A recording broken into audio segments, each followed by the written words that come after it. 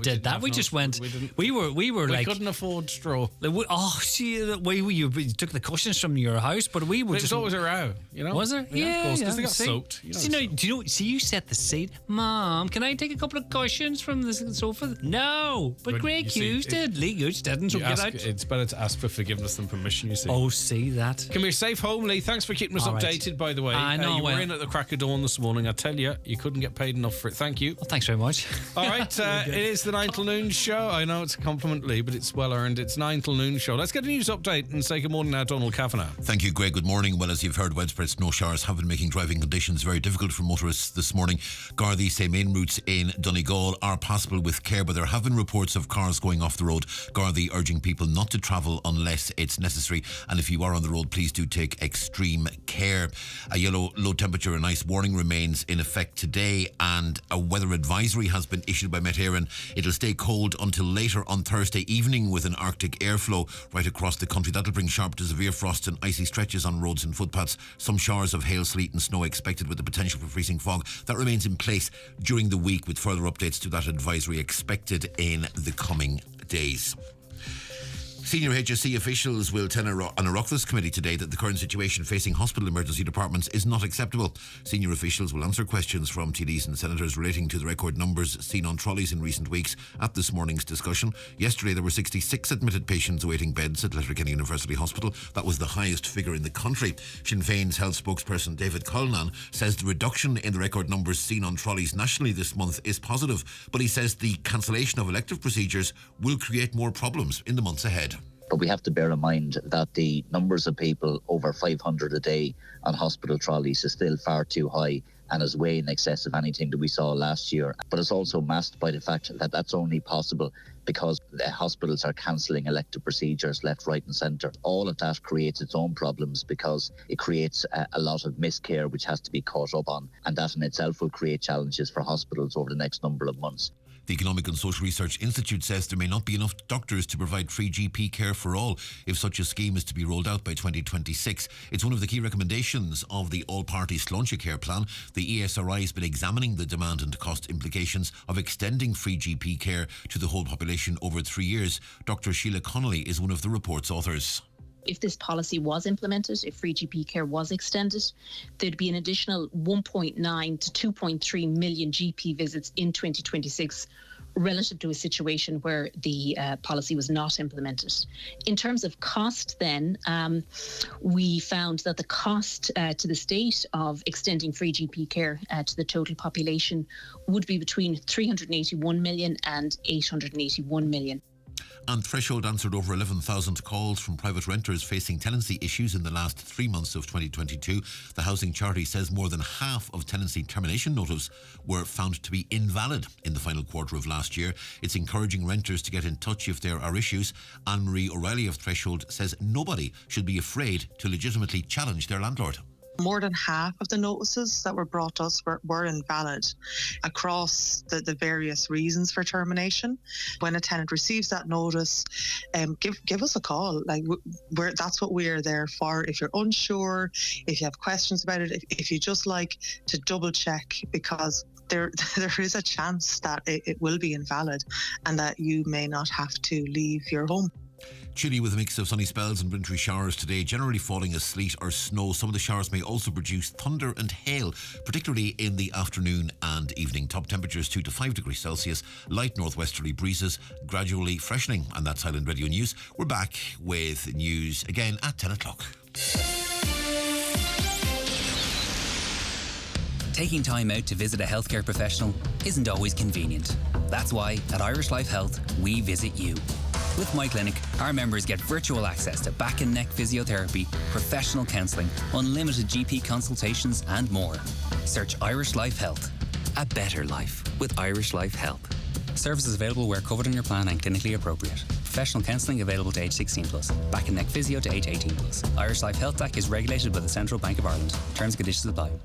The 9 till noon show is brought to you by Letterkenny Credit Union, with monster loans available up to €60,000 for all occasions. Visit letterkennycu.ie. The county's #1 talk show, The 9 till noon show on Highland Radio. And now it's time for the talk of the Northwest. The 9 to noon show with Greg Hughes on Highland Radio.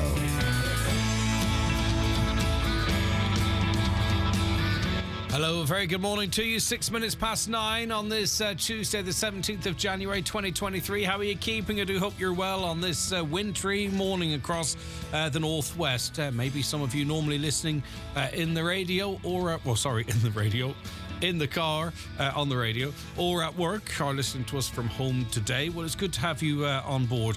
Now, don't forget, Lee did a great job keeping everyone updated with what's happening across the region as it relates to weather. I think we know what's happening school-wise now, but if there's any information you wish to get out there to your fellow man and woman, 086 60 25,000 WhatsApps and texts, or give us a call on 074 91 25,000. Emails to comments at highlandradio.com. And did you know, maybe you're listening for the first time, if you didn't get into work, you can watch the show on your big screen. Go on to the YouTube app and type in Highland Radio Ireland. Watch us there. The same with Facebook Watch across Facebook, and also on our website. Just click Watch Live on the website there. Okay, let's go on to the newspapers. Not all in today, as you can imagine, maybe some issues in terms of delivery, but let's start with what we have. The Derry Journal this morning: injured woman's family praise true spirit of Derry. Relatives of a woman who was injured in a suspected gas explosion have praised the swift action of neighbours who came to her aid. Emergency services were called to the scene in the Kylemore Park area of the city on Saturday. One woman was taken to hospital, and her family have confirmed that she's in a stable condition in the Royal Victoria Hospital in Belfast. We wish her a full and speedy recovery. On to the Irish Independent now this morning. He's goosed if it gets worse. Paschal Donoghue on thin ice over money row, but Fianna Fáil to back him for the time being. Fianna Fáil will back Paschal Donoghue over his failure to declare election donations as long as there are no further revelations about the public expenditure minister. They must be confident there isn't. Mr Donoghue has been engulfed in controversy since it emerged he failed to declare services which were paid for by his friend and engineering firm chief executive Michael Stone. Taoiseach Micheál Martin weighed in behind the minister, saying he had given a thorough explanation for not declaring that Mr Stone paid for posters to be erected and taken down during the 2016 general election campaign. However, there are concerns within Fianna Fáil over the revelations, which have resulted in Mr Donoghue recusing himself from any work related to the Standards in Public Office Commission while the watchdog investigates him. That story also covered in the Irish Daily Mirror. They progress it slightly.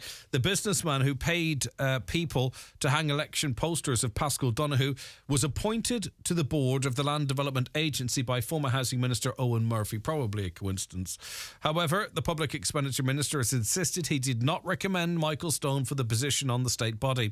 A spokesperson for current Housing Minister Darragh O'Brien confirmed to the Irish Mirror the LDA ordinary board member fee is set at $15,750 a year, but the agency stated Mr Stone has waived the remuneration fee since the outset of his involvement with the agency and does not claim expenses. Mr Stone is the owner of Dublin-based engineering company Designer Group. So the web thickens, the plot thickens. Right, okay, just to let you know, we've a note in from Donegal County Council here. Traffic should avoid the Century Hill Cathedral area, New Line Road and Ard O'Donnell areas of Letterkenny, by the way. Roads are in a poor condition due to snow. Donegal County Council crews are working to improve driving conditions and clear the main artery roads through the town. So a note from the council: please avoid the Century Hill Cathedral area, New Line Road and Ard O'Donnell areas of Letterkenny because of the snow. And driving through Letterkenny today, ironically, because it's the urban part of my trip, actually driving on snow, whereas the roads were relatively clear. The main roads were relatively clear coming up through Barnesmore Gap. Let's go to the Irish Times now. Free GP care for all would cost $881 million and could be rolled out by 2026, ERSI says. But the Institute warns there may not be enough family doctors to meet extra demand a free system would generate. Now, this is no slight towards GPs. We're under a great deal of pressure, as you can imagine. But already at this time, there is difficulties with many of you out there in terms of getting an appointment. We had a lady who had a kidney infection earlier in the week, couldn't get an appointment till Wednesday to get antibiotics, presumably to get antibiotics. And we all know, particularly over the Christmas period, as I say, I presume the GPs are doing their absolute best, but the difficulty in accessing them. Now, I'm not saying anyone would exploit or abuse the system, but if it's free to visit your GP, you can only imagine the increase in numbers. And there are statistics that back that up, by the way. Even when you make it free for younger people, the workload increases greatly. So I don't see in any scenario, and with all the money in the world, how the current GP setup could accommodate all of these extra visits that would inevitably come. That being said, I know nothing, and we're going to be speaking to, hopefully we're going to speak to a representative of GPs a little later on to find out the reality of the situation from their perspective, because there is a shortage of GPs. We have GPs working in this county who would far prefer, I'd imagine, to be retired, but have a duty to their customers and to their clients and their patients, really is the word, isn't it, to stay on working because there's no one to step into their shoes should they vacate them. Well, free GP care could be introduced for the entire population within 3 years at a maximum cost to the state of $881 million, according to this new research. Providing access for all to a family doctor would reduce the amount people spend on GP services each year from an estimated $467 million to $95 million, according to the Economic and Social Research Institute. And as I say, it feels sometimes when reading these words, it's like we're living in an alternative reality. But the SRI warns that there may not be enough GPs to meet the extra demand a free system would generate as the population ages and as it grows. And I suspect it can't. Right, the Irish Daily Mail tells us that rural TDs and hotel industries are gearing up to fight a plan to bring in a new Dublin hotel room tax. A report released yesterday shows that tax on overnight accommodation could raise more than $12 million a year for cash-strapped capital. Kerry TD Michael Healy-Rae last night vowed to fight it vehemently in the Dáil and said Dublin would be killing off the golden goose if it tries to charge rural people even more for staying in Dublin. The proposal has broad support among Dublin councillors who see it as a way out of the city's budget hole and a way to fix the crime-ridden north in a city without losing support from local residents. The idea of a 1% hotel tax was first proposed by the State Commission on Taxation and Welfare and is backed by yesterday's Dublin City Council report. I can understand where Michael Healy-Rae is coming from, but Dublin hotels seem to just gouge us whenever anyway. Does 1% make any difference? You know yourself. If there's a big football match or a concert coming on, the price of the rooms go through the roof. I don't want to say it's all, but it feels like all.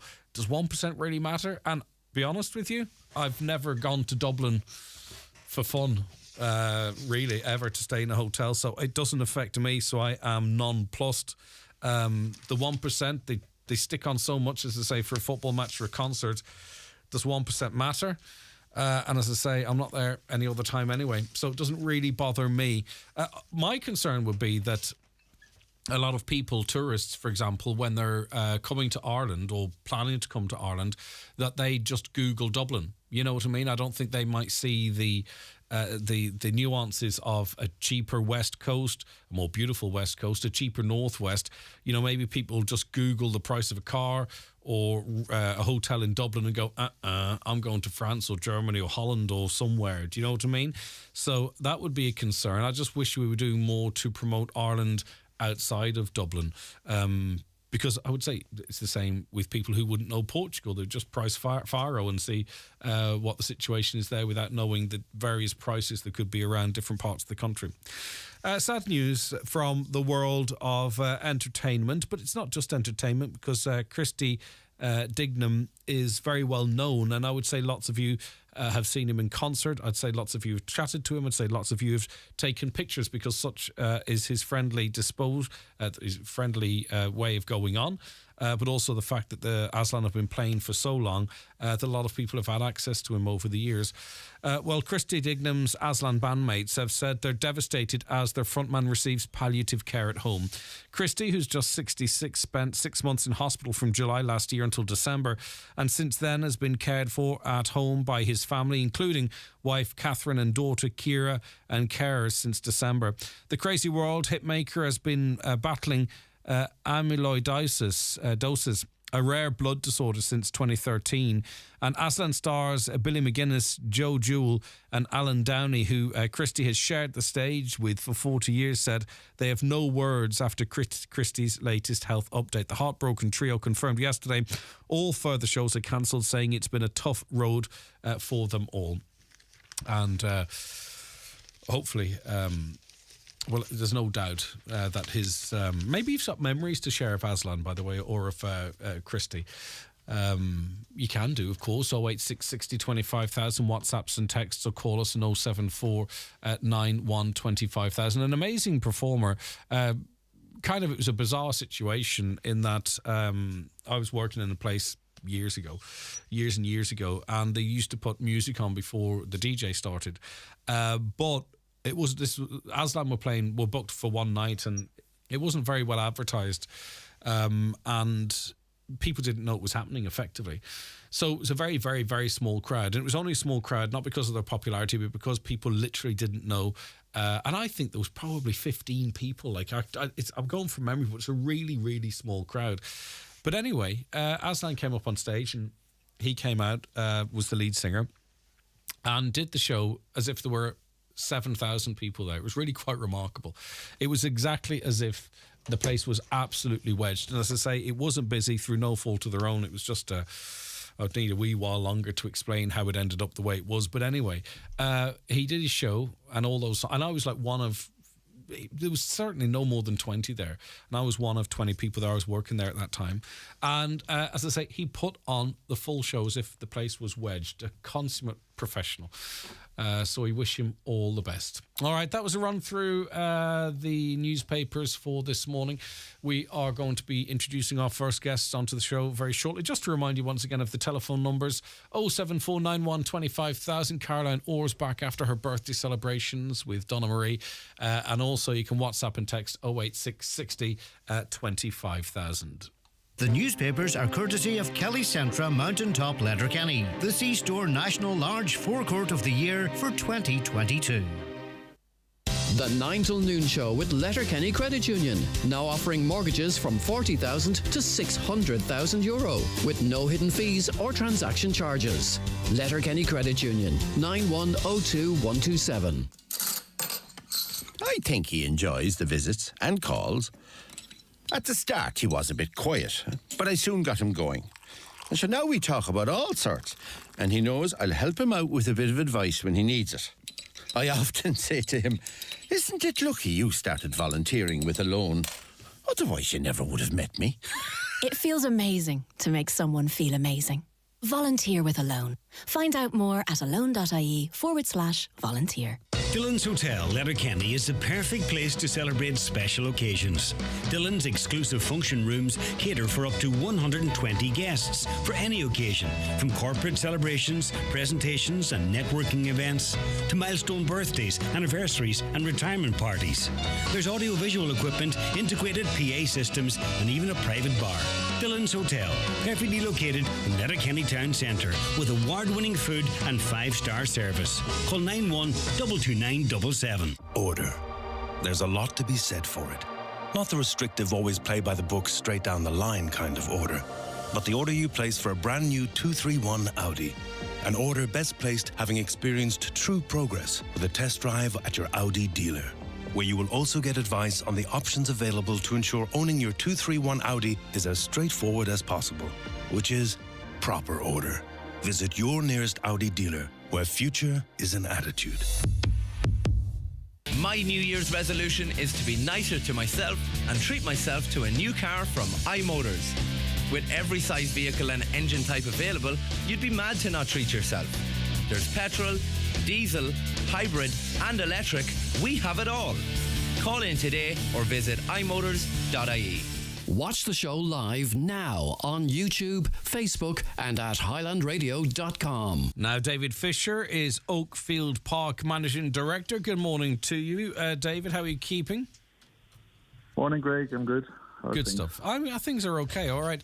Now, some changes with it's almost quite a big proportion of the county's railway stock, if you look at it like that, I suppose. What's changed at Oakfield Park? Oakfield Park, I beg your pardon. Well, I suppose one of the major changes now in the next couple of months is the move from coal to an alternative fuel for the steam locomotive. So that's something we're investigating, as I suppose we're the only steam railway for a long way, and want to keep it that way. Renewable. And are there viable alternatives, or is it exploratory at this stage? It's exploratory at this stage. There are alternatives. I mean, there are about a dozen heritage railways across the country, and a number of them have steam locals and are investigating a similar thing. There are 150 heritage railways in the UK, and they used to burn 26,000 tonnes of coal every year. So we're all in the same situation.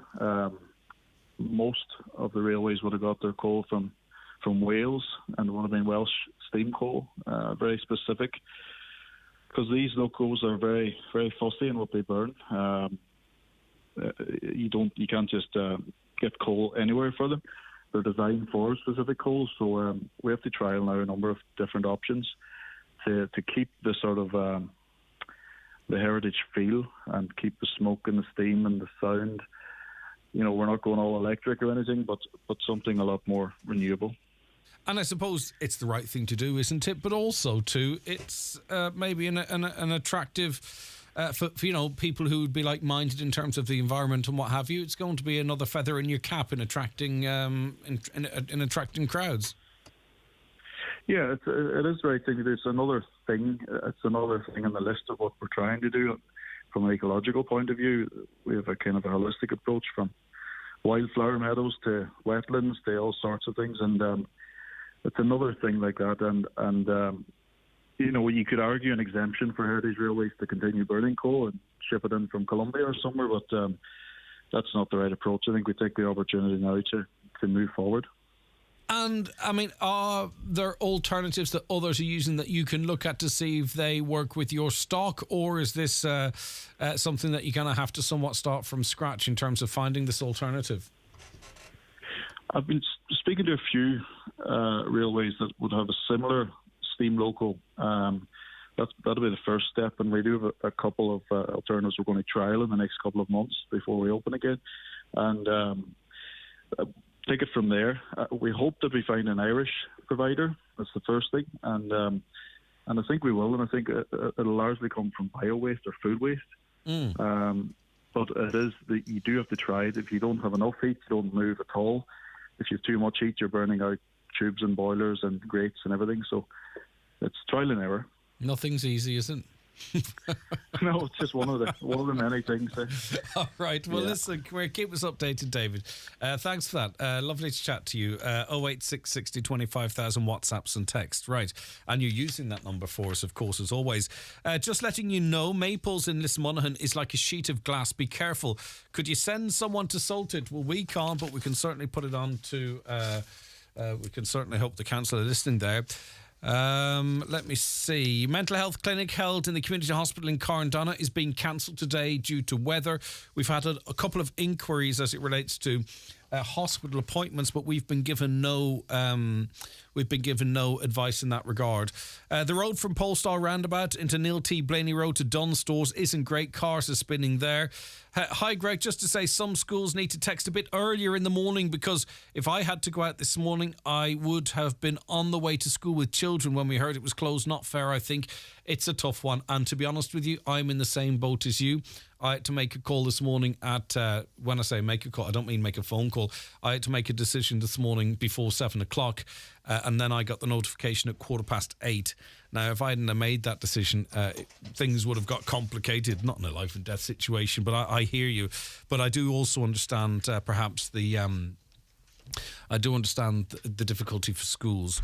Hi, Greg. Can I ask if anyone knows anything about cross-border workers living in the south and working in the north and issues around working remotely? Workers will no longer be able to work from home for more than 30 days a year because of tax implications. Could you raise this on your show to see if there's anyone who could shed some light on this issue and possibly get work around it? Sorry. Don't apologise. It's good to have you contacting us. Right, so... cross-border worker living in the south, working in the north, and issues around about remote working. They're no longer able to work from home for more than 30 days a year because of tax implications. All right, okay. There is a huge cross-border working community. If anyone can help, please let us know. Greg, I do a lot of driving with my job. I've noticed a good number of Ukrainian registered cars on the roads. Are these car drivers subjected to the laws of our land? NCT insurance, full licence. Would love to know what would happen if there was an accident involving one of these cars. That was raised months ago, and a local sergeant said, and I don't want to misquote it, that the laws of this land had been related very clearly to the car owners. There was some chat going around a few months ago that they'd carte blanche, that they could just drive through checkpoints, that there was no enforcement whatsoever. I've been told by a member of the Gardaí that that's not the case, and that their liabilities have been made very clear to them. Okay. Can you give Jared McKay from Drunquin a happy 50th birthday? He's a big fan of the show. Well done, Jared. From your best friend, Eamon and Brendan. Have a wonderful day. Now, I hope he is a big fan, Eamon and Brendan, and you're not taking the hand. But anyway, Jared, a big happy birthday to you. Right, okay. It seems in this, everywhere you look, there's examples of, different treatment for people living in different areas of the country, and there's a big example of that coming up on the way. The 9 till noon show with Letterkenny Credit Union, now offering MyCU current account and debit MasterCard, bringing full banking features, delivered with the same local trustworthy service of your credit union. We can all see how conflict affects energy supply and prices. More than ever, we need to be mindful of how we use energy. By reducing your use, you can save money and lessen the impact. Here's how. Only heat your home to the temperature you need. Use appliances efficiently. And where possible, outside the peak hours of 4 to 7 p.m. Consider walking, cycling, or public transport for short journeys. Drive at lower speeds where safe to do so. Government advice and supports are available for homes and businesses to help you meet this challenge. Find out more at gov.ie/reduce your use. Brought to you by the Government of Ireland. Mr. Blue Sky, please tell us why. The Euro Millions jackpot is a guaranteed 17 million euro. Play responsibly in-store, in-app or at lottery.ie. The National Lottery. It could be you. I've just had the Eclipse Cinemas experience. Wow, they truly have taken a night at the movies to a whole new level. Amazing recliner chairs, director's lounge VIP rooms, pizza and hot food served to your seat. Have a glass of wine and enjoy the film on the big screen. Try it for yourself at Eclipse Cinemas, Bundoran and Lifford Strabane, where the stars shine brighter. By the way, the pizzas are amazing. You can book your seat anytime at eclipsecinemas.ie. The Clanry Hotel presents Nathan Carter in concert this Friday 20th. Doors open at 7, show starts at 8 p.m. Tickets are €30 each and available from the hotel reception. That's Nathan Carter in concert this Friday night at the Clanry Hotel, Letterkenny. Join Marty Friel this and every Friday night from 8 till 10 with Rockin' Hits on Highland Radio in association with Arena 7 Letterkenny. Check out Arena 7 Bowling, perfect for parties or work nights out. For packages and bookings, visit arena7.ie. Right, it's very possible that you may have missed news that emerged over Christmas. Minister for Housing Darragh O'Brien said right over Christmas that he intends to offer 100% redress to fund repairs to so-called defective Celtic Tiger homes in a scheme that could cost up to $2.5 billion. While any scheme would be subject to Cabinet approval, which we expect to be given tomorrow, Mr O'Brien told the Irish Times that he wanted the state to fund the works. Asked in a pre-Christmas interview if he expects to be able to offer 100% redress to people affected by defective Celtic Tiger builds, he said, "That's my intention." Now, you might remember there was pressure being put on him during an interview to deliver on that, and it was put to him that he'd sorted Donegal. What about these Celtic Tiger? Well, they're apartment blocks, effectively, and he nodded as if he had sorted Donegal out, and then suggested he hoped to do the same. Now, that's expected to be signed off on Wednesday. Right, so why are predominantly Dublin-based apartment blocks and houses being given full 100% redress with no cap? Yet things are very different here in Donegal. I posed that question to Eileen Doherty, a defective block homeowner and former member of the government-appointed working group, but there's no logical answer to that, is there, Eileen? And good morning to you. Good morning, Greg. Yes, you can hear me okay? Yeah. Loud and clear. Yeah, perfect. Yeah, that's exactly the question that we want asked of Minister O'Brien. We saw these reports coming out over Christmas and again over the last few weeks where it's apparently going to go to Cabinet for approval tomorrow.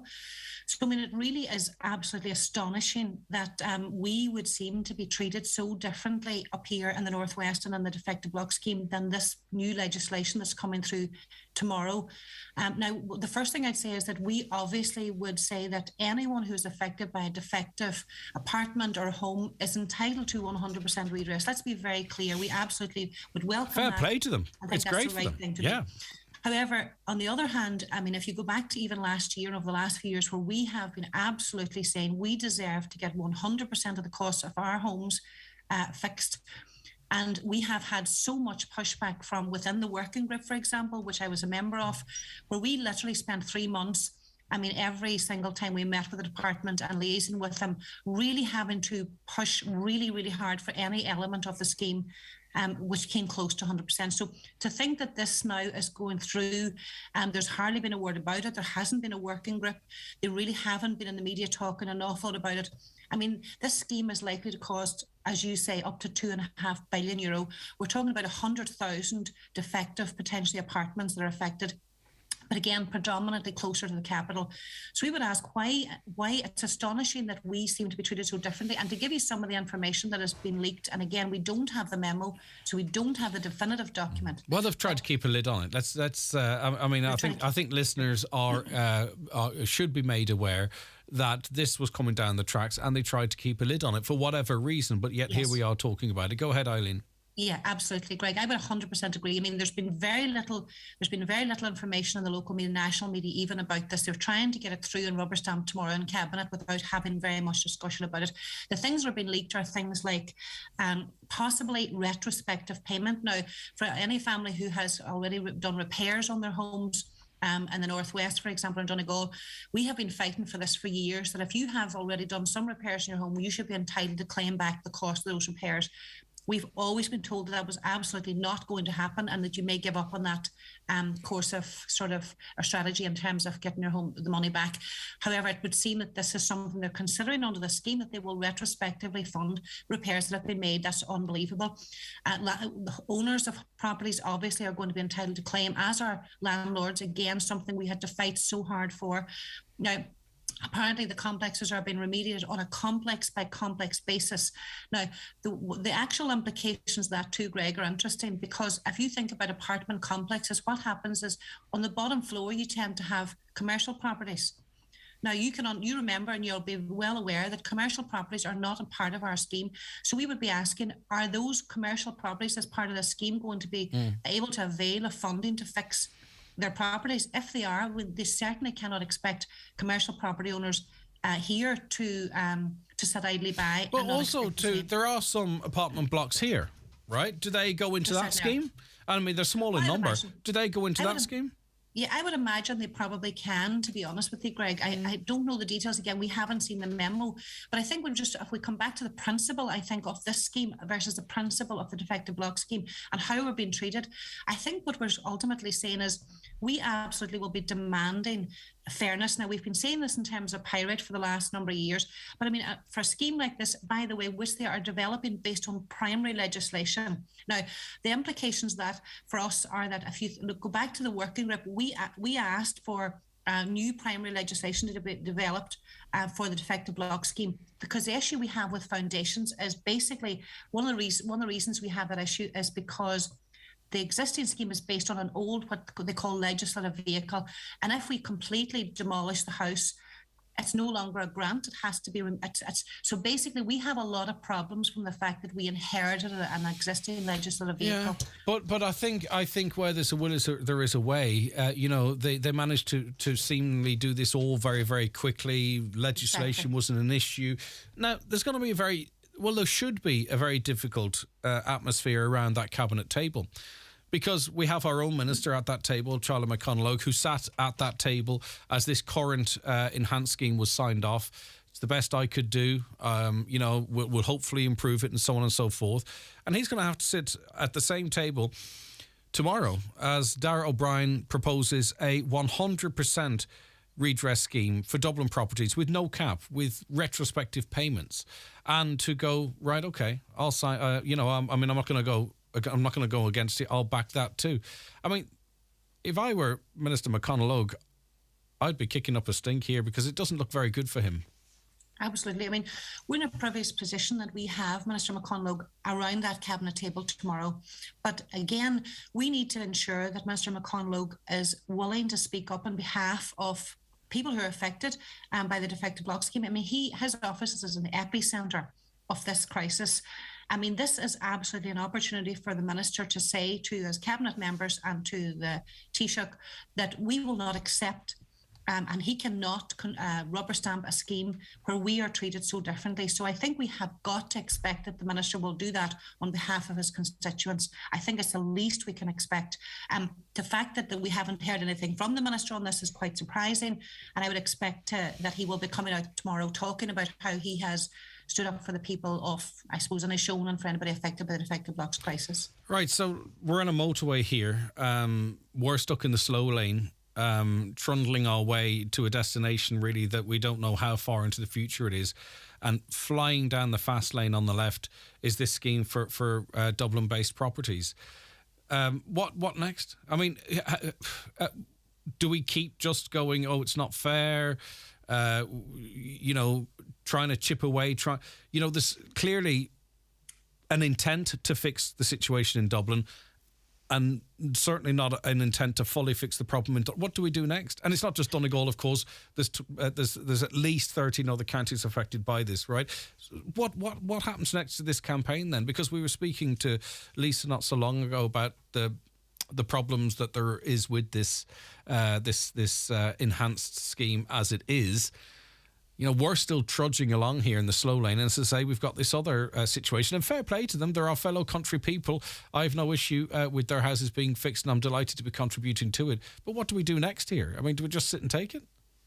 Well, I mean, I think that's why if you think about the work that Joe Morgan, for example, is doing with the EU, I think that really highlights the importance of work such as that, Greg. For example, if you think about this as in terms of fairness, in terms of equality, in terms of human rights, it really highlights the importance of that work, which Joe is actually working really hard on the background. He's getting a lot of very positive feedback from his engagement with the EU. So that's, again, another reason why we have really unfortunately lost a lot of faith in our national politicians in regard to this. So I think we just have to start really looking outside of Ireland to really highlight this issue. And this will definitely be something we will be looking at and sharing with them as well to say, look, what can we do?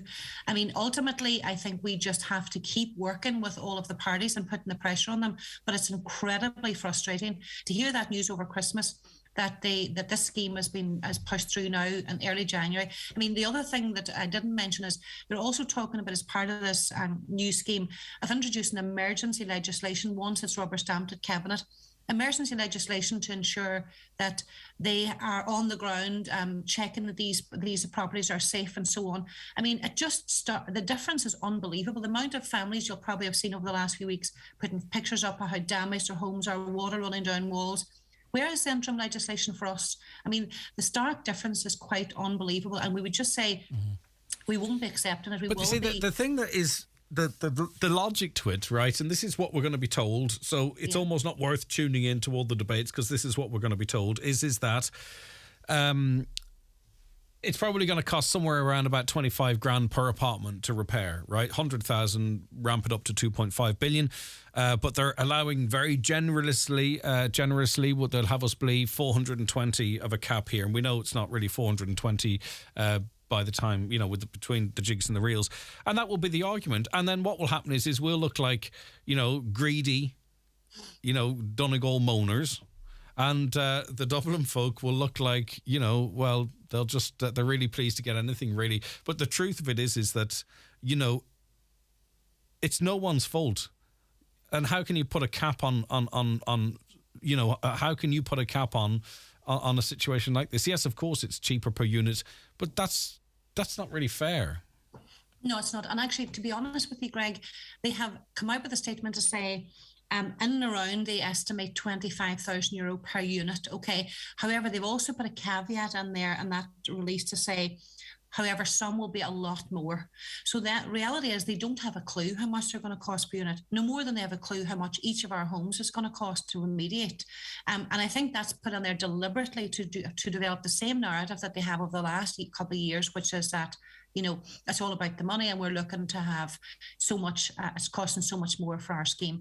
So, but if you come back to the principle is that they did nothing wrong. Their homes are defective. We've done nothing wrong. Our homes are defective. It was a lack of governance, and therefore the government have a responsibility to step in and fix this. And if they give them 100% redress with no cap, we deserve the same treatment. Yeah, and again, you, me, and I'd say everyone's listening, delighted that these people are being looked after. All we want is equal treatment.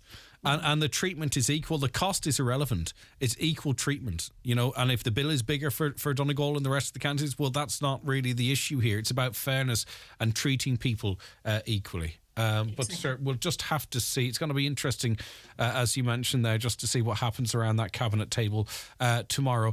Eileen, as always, thanks for your time. It's great to speak to you. Thank you. Take care, okay? Eileen Doherty there, defective block homeowner, former member of the government-appointed working group, and that's going to be signed off on tomorrow. And as I say, happy days, but what about us? Right, okay, let us take a break. Back shortly. The 9 till noon show with Letterkenny Credit Union. Simplify your debts with a debt consolidation loan from Letterkenny Credit Union. Call us on 074 910 2126 or apply online via our app or in office today.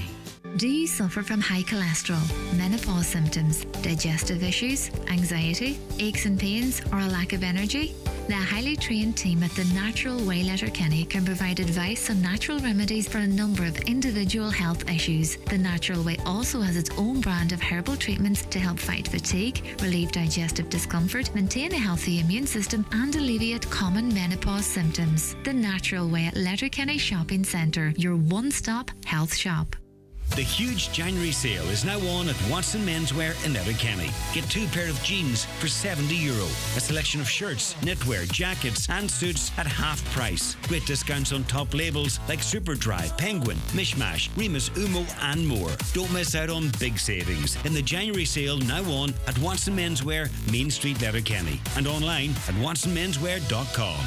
PDO Thread Lifts, the ultimate non-surgical lift for the skin, improving facial contours, lifting and tightening jowls, the neck, cheeks and eyebrows, are available at Genesis Aesthetics and Skincare Clinic Eudore. For help choosing the right aesthetic treatment for you, contact Mary Ferry, your aesthetic practitioner. Also offering fat-dissolving treatments, dermal fillers and laser treatments for all skin conditions. Hair and makeup packages also available.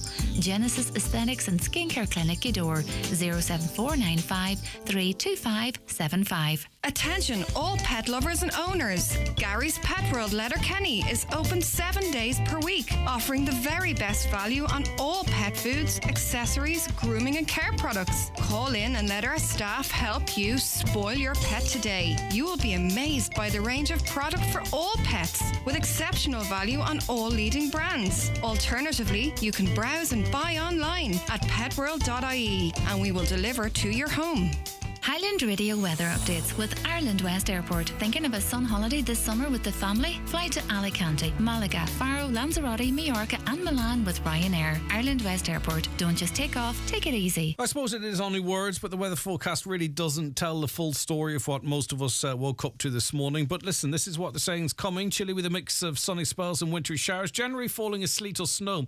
Some of the showers may also produce thunder and hail, especially in the afternoon. Temperatures 2 to 5 degrees light. Northwesterly breezes gradually freshening. Right, Alan O'Reilly of Carlow Weather joins us now. Good morning, Alan. Good morning, Greg. Right, so we woke up to what some might see as a winter wonderland across the northwest this morning. Others see it as an absolute nightmare. Schools closed, people's not able to get to work, and proper snow. It's very rare you see, certainly around here, proper snow at all levels. Yes, indeed. The temperatures have been well below for most of the country, but the northwest has seen the bulk of the showers. And I had reports from right across Donegal last night of snow falling, and obviously a lot of people this morning waking to a covering of snow. The temperatures do vary a lot across the county. Mallinhead is actually 2 degrees at the moment. Raphoe is -2 degrees. So it does vary a lot. And then just over the border in Castlederg, it's -5 degrees. So there is still a bit of variance. So you could see some sleet on the coast, very close to the coast, but certainly more snow is very likely for many parts of Donegal through this afternoon, this evening. And as you mentioned in the update, a risk of some thunder. So we could see some very rare thunder snow, which sounds very dramatic. It's just thunder and snow at the same time. But it can lead to some quite heavy snowfall, which could unfortunately cause some more accumulations. And a yellow warning has been issued by Met Éireann actually in the last 15 minutes to cover a snow ice warning for Donegal, Leitrim and Sligo. Yeah. And that's right up until 9 o'clock. Tomorrow morning. The all weather warnings are a wee bit weird though, because this is just it's really difficult to get around up here. There is snow everywhere. Maybe not Malin.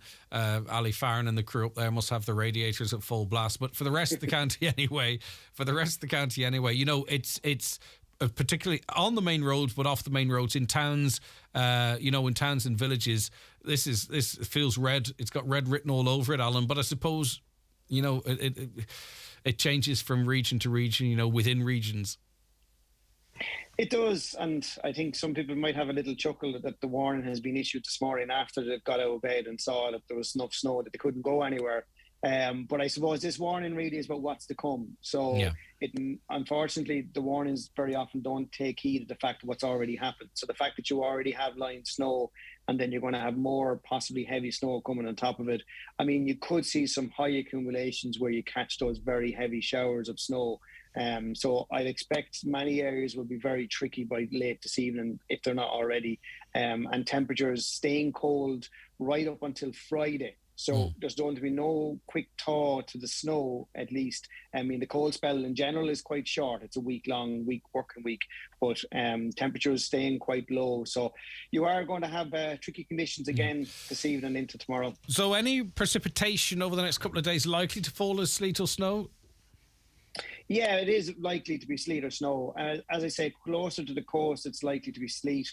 There may be times where it may kind of oscillate between sleet and snow. But road temperatures and ground temperatures are still going to be cold. So even no matter if it is sleet that falls, it's still going to be treacherous underfoot and under tyres. And general consensus that milder weather from Friday then?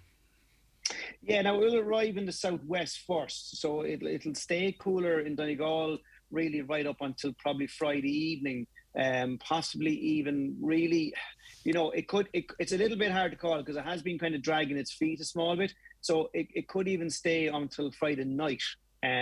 So it could well be Saturday morning before we see the real thaw, because temperatures in Donegal could stay maybe 3, 4, 5 degrees on Friday, which obviously won't give much of a thaw. So it could be Saturday before the northwest sees the real thaw. All right, listen, Alan, thank you very much as always. Enjoy the rest of your week. Take care of yourself. Alan O'Reilly there of the Carlow Weather Channel, 086 60 25,000. A caller says, why did the Housing Minister underspend his budget by millions? Was it to make him look good? He couldn't spend it, is the issue, but it was at a level 300 or 400 million where it can be carried through to the next year, so he might see that as a success. More spending in to make it look good in 2023. Hospital appointments are going ahead. I rang the hospital. I'm on my way to my appointment. Safe journey, and thanks for that. Schools just don't close willy-nilly. There's channels to go through before they make the announcement. Yes, of course, I understand that. But you see, maybe, for instance, if a red weather warning were issued timely, that would afford them the space to make that decision, because that means that the schools, they could make the decision to stay closed. Traffic moving fine through Malton Roads. They're clear of snow. Good to hear. Greg, the Burt Bingo's off tonight. Please read out. Kathleen, no problem. Burt Bingo is off. A huge thank you to the Errigal College team who had messages out re school closures at 7 a.m. this morning. The safety of the staff and students comes first. Hi, Greg. Does anyone know what the Buncrana to Letterkenny Road is like as we have a funeral? Look, it's going to be a route that's treated. It's going to have snow. It's going to require care, but I imagine you'll get there. Hi, Greg. I can't seem to receive Highland Radio on Alexia anymore. We'll get back to that. Just say, give the speaker its command and say play Highland Radio. Or play 103.3. It should work for you. It's asking you for $4.99 a month. It's not us. I wouldn't mind it, but it's not us. Right, John McAteer is editor of the Tyrconnell Tribune. Good morning to you, Mr. McAteer. How are you keeping? Good morning, Greg. I'm keeping fine. And how is the weather where you are? Snow. I'm just looking out across the lake. It's a big blanket of snow. It's the heaviest I've seen in numbers of years, actually. It's rare, isn't it, that we see real snow and real snow lie like this, John? It's very rare out along the sea here, because I can't recall when I've seen this. The landscape is absolutely stunning. So I'm going to get a few pictures of it later on, because it's not going to lie that long, mind you. Yeah, good content for the paper, and you don't have to travel too far. So tune in on Thursday, Wednesday night, Thursday for more. Right, John. Pascal Donoghue has found himself in a bit of a mess here, isn't he? He's got Fianna Fáil's backing.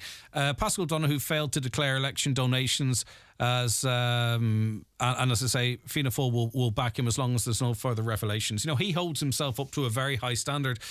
In interviews, you dare not even question him at times, yet he finds himself having to explain himself with, I have to say, I think, a certain level of arrogance. How big a deal is this? How bad is this for Pascal Donoghue and the government? It's not what they wanted at the start of a new parliamentary session, especially after the revelations about Damien English last week. Pascal Donoghue is a very important man in Europe. He's the Minister for Public Reform, and that includes, I suppose, getting a new legislation in place for SIPO, or indeed does he replace it?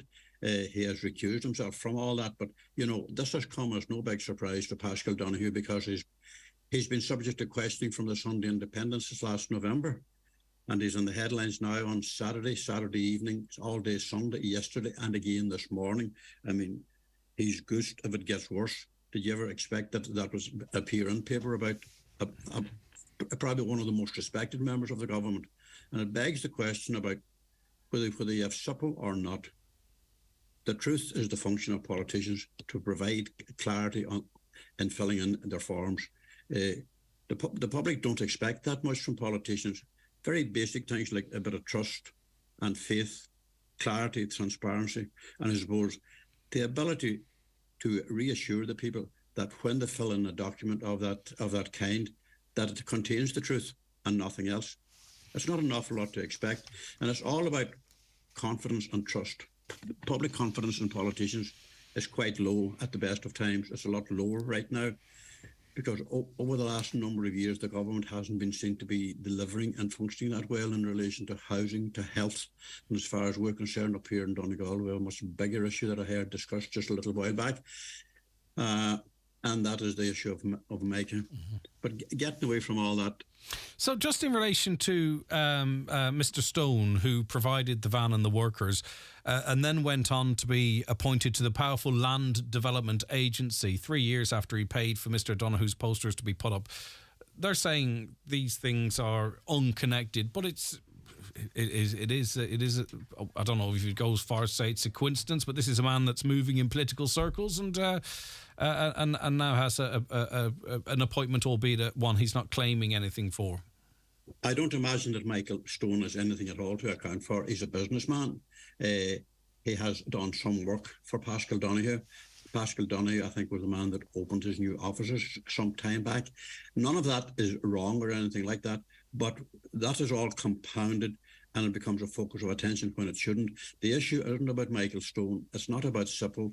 It's not even about the Fine Gael constituency office that Pascal Donoghue has tried to hive this onto. It's about his own credibility and his own... I think it's sort of he's been in denial of this whole issue for the last couple of months, and suddenly it has come down on top of him. But it raises and begs another much bigger question that we don't know how many people are compliant with SIPO regulations. You know, but the government has refused an audit of ministers and government representatives. I mean, I find that worrying.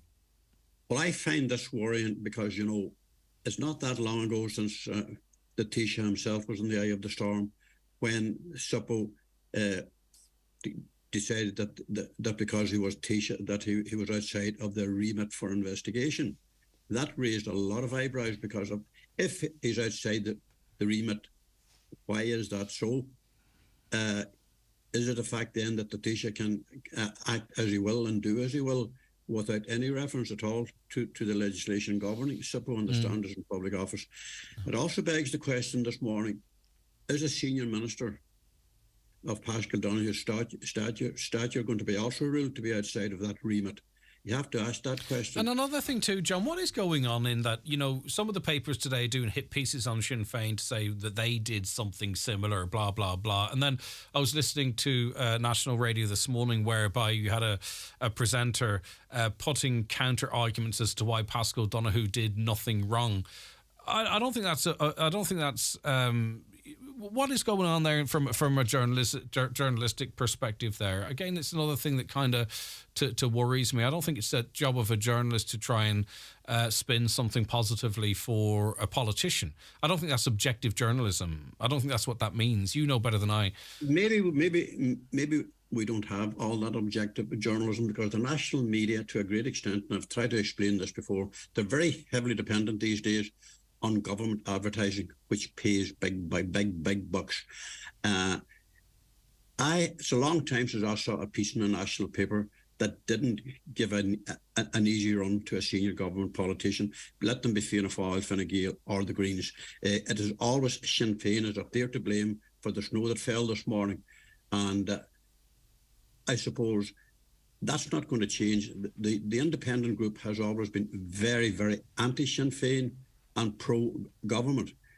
Sinn Féin is sitting back there. They've never been in government. They have nothing to answer for. And insofar as that is concerned, none of the mistakes made in government can be blamed on Sinn Féin. But you will find that if Paschal Donohoe and Damien English is asked to make statements in the Dáil this week, which I hope they will be, and that they will present themselves there for scrutiny by their colleagues, the attack is going to be on Sinn Féin and on nobody else. I don't mind that in the Dáil. I get that. I get that in the Dáil. I just don't understand it in the media. And this is not a Sinn Féin, Fine Gael or Fianna Fáil thing. I just don't think the counterpoint to what someone is saying in an interview with a journalist, not to say, well, maybe he thought this and maybe he thought that. I just don't get it. John, I wish I had more time. I don't know why Caroline put you on so close to the 10 o'clock news. We'll have longer the next time, John. Always look forward to speaking to you. Thanks so much. Enjoy the snow. Get the camera out. Thank you, Greg. Good morning. Have a lovely one. Stay safe. John McAteer, the Tyrconnell Tribune out on Wednesday night and Thursday. Right, 08660 25,000. WhatsApps and texts to that number. Give us a call on 07491 25,000. Stay right where you are. We're back with loads more on the 9 till noon show, including Community Garda information, where you hear the news and appeals directly from An Garda Síochána first here on the 9 till noon show. That and so much more besides coming up after 10. The 9 till noon show with Letterkenny Credit Union. Do you need to switch your current account or loan? We are now offering MyCU current account and debit MasterCard, bringing full banking features and competitive rate switcher loans. Don't sleep in and miss the very latest beds and mattress offers from dfibeds.ie, Ireland's leading online bed and mattress retailer. You'll get a comfy Irish-made mattress, upholstered base and headboard from an amazing €229. Check out the full range at dfibeds.ie. Delivery free and guaranteed to you within 7 working days. DFI Beds. Sleep well, live well. Do you need a little extra help staying in your home? At Bluebird Care, we offer a wide variety of QMark approved personalised home care services across Donegal. And our fully trained and committed staff will always meet your care needs with kindness, compassion and dignity. To get your personal home care assessment plan, visit bluebirdcare.ie or call our care team today on 07491 29562 and bring care home. Get ready for Ardra's first festival of 2023 from Friday the 3rd to Monday the 6th of February. Their country and western festival kicks off with Patsy Kavanagh and Shuni Cramsey in concert on Friday. Afternoon entertainment with Gypsy Rovers, and on Saturday night, Elaine Boyle and many more acts. The Country and Western Festival, Ardra, St. Bridget's Bank Holiday Weekend. Lots of accommodation available. See ardra.ie. Don't know if you know Alice and Pat. Late 40s, couple of kids, been together 17 years. Never married, of course, but that's not a problem. Until something happens, and suddenly words like unmarried, inheritance, and substantial tax bill enter the equation. You never need proper estate planning. Until you do. That's why the experienced team at McElhenney & Associates are here to help. Find us online or call 074 917 5989. McElhenney & Associates Solicitors, Stranraer. Live, on air, online and on the Highland Radio app. This is Highland Radio News. Good morning, it's 10 o'clock. Donald Kavanagh at the news desk. Widespread snow showers have been making driving conditions very difficult for motorists across the northwest this morning. Gardaí say main routes are passable with care, but there are reports of cars going off the road in places. People urged not to take to the roads unless it's absolutely necessary. A short time ago, Donegal County Council was warning of bad driving conditions in the centre of Letterkenny, particularly in the vicinity of Sentry Hill, the Cathedral and Ardodonald. They say their crews are working to make sure that the arteries through the town are passable. Well, Met Éireann has, within the past hour, issued a weather advisory. It says a weather advisory of ice and snow showers leading to some accumulations will be in force in the northwest until tomorrow morning. The alert began at 9 this morning. It remains in force until 9 tomorrow morning, and that warning covers Donegal, Leitrim and Sligo. And Met Éireann also warning it'll stay cold until Thursday night with an Arctic airflow right across the country. That'll bring sharp to severe frosts and icy stretches. Some showers of hail, sleet and snow expected right through the week as well. There's also a potential for freezing fog, with further updates, they say, to be issued over the course of this week. The HSE is expected to tell an Oireachtas committee today the current situation facing hospital emergency departments is not acceptable. Senior officials will answer questions from TDs and senators relating to the record numbers seen on hospital trolleys in recent weeks. Yesterday morning there were 66 admitted patients awaiting beds at Letterkenny University Hospital. That was the highest figure in the country. Well, Sinn Féin's health spokesperson David Cullinan says the reduction in the record numbers seen on trolleys nationally over the course of January is positive, but he says the cancellation of elective procedures will create more problems in the months ahead. But we have to bear in mind that the numbers of people over 500 a day on hospital trolleys is still far too high and is way in excess of anything that we saw last year. But it's also masked by the fact that that's only possible because hospitals are cancelling elective procedures left, right and centre. All of that creates its own problems because it creates a lot of miscare which has to be caught up on, and that in itself will create challenges for hospitals over the next number of months. The Economic and Social Research Institute says there may not be enough doctors to provide free GP care for all if such a scheme is to be rolled out here by 2026. The measure is one of the key recommendations of the all-party Sláinte Care Plan. The ESRI has been examining the potential demand and cost implications of such a move to the whole population over the course of the next 3 years. Dr. Sheila Connolly of the ESRI is one of the report's authors. If this policy was implemented, if free GP care was extended, there'd be an additional 1.9 to 2.3 million GP visits in 2026 relative to a situation where the policy was not implemented. In terms of cost then, we found that the cost to the state of extending free GP care to the total population would be between 381 million and 881 million. And Greg will have more on that story on the programme over the course of the next hour. Oakfield Park is moving to source a sustainable fuel source for the train that operates through the estate. At present, the train runs on coal. Estate manager David Fisher says they could seek an exemption to allow them doing so. However, on today's 9 till noon show, he told Greg Hughes that would go against Oakfield Park's commitment to the environment. I've been speaking to a few railways that would have a similar steam local, and we do have a couple of alternatives we're going to trial in the next couple of months before we open again. And take it from there. We hope that we find an Irish provider. That's the first thing, and I think we will. And I think it'll largely come from bio waste or food waste. But it is you do have to try it. If you don't have enough heat, you don't move at all. If you have too much heat, you're burning out tubes and boilers and grates and everything. So it's trial and error. Threshold answered over 11,000 calls from private renters facing tenancy issues in the last 3 months of 2022. The housing charity says more than half of tenancy termination notices were found to be invalid in the final quarter of last year. It's encouraging renters to get in touch should any issues arise. Anne-Marie O'Reilly is Threshold's National Advocacy Manager. She says nobody should be afraid to legitimately challenge their landlord. More than half of the notices that were brought to us were invalid across the various reasons for termination. When a tenant receives that notice, give us a call. Like that's what we're there for. If you're unsure, if you have questions about it, if you just like to double check, because there is a chance that it will be invalid and that you may not have to leave your home.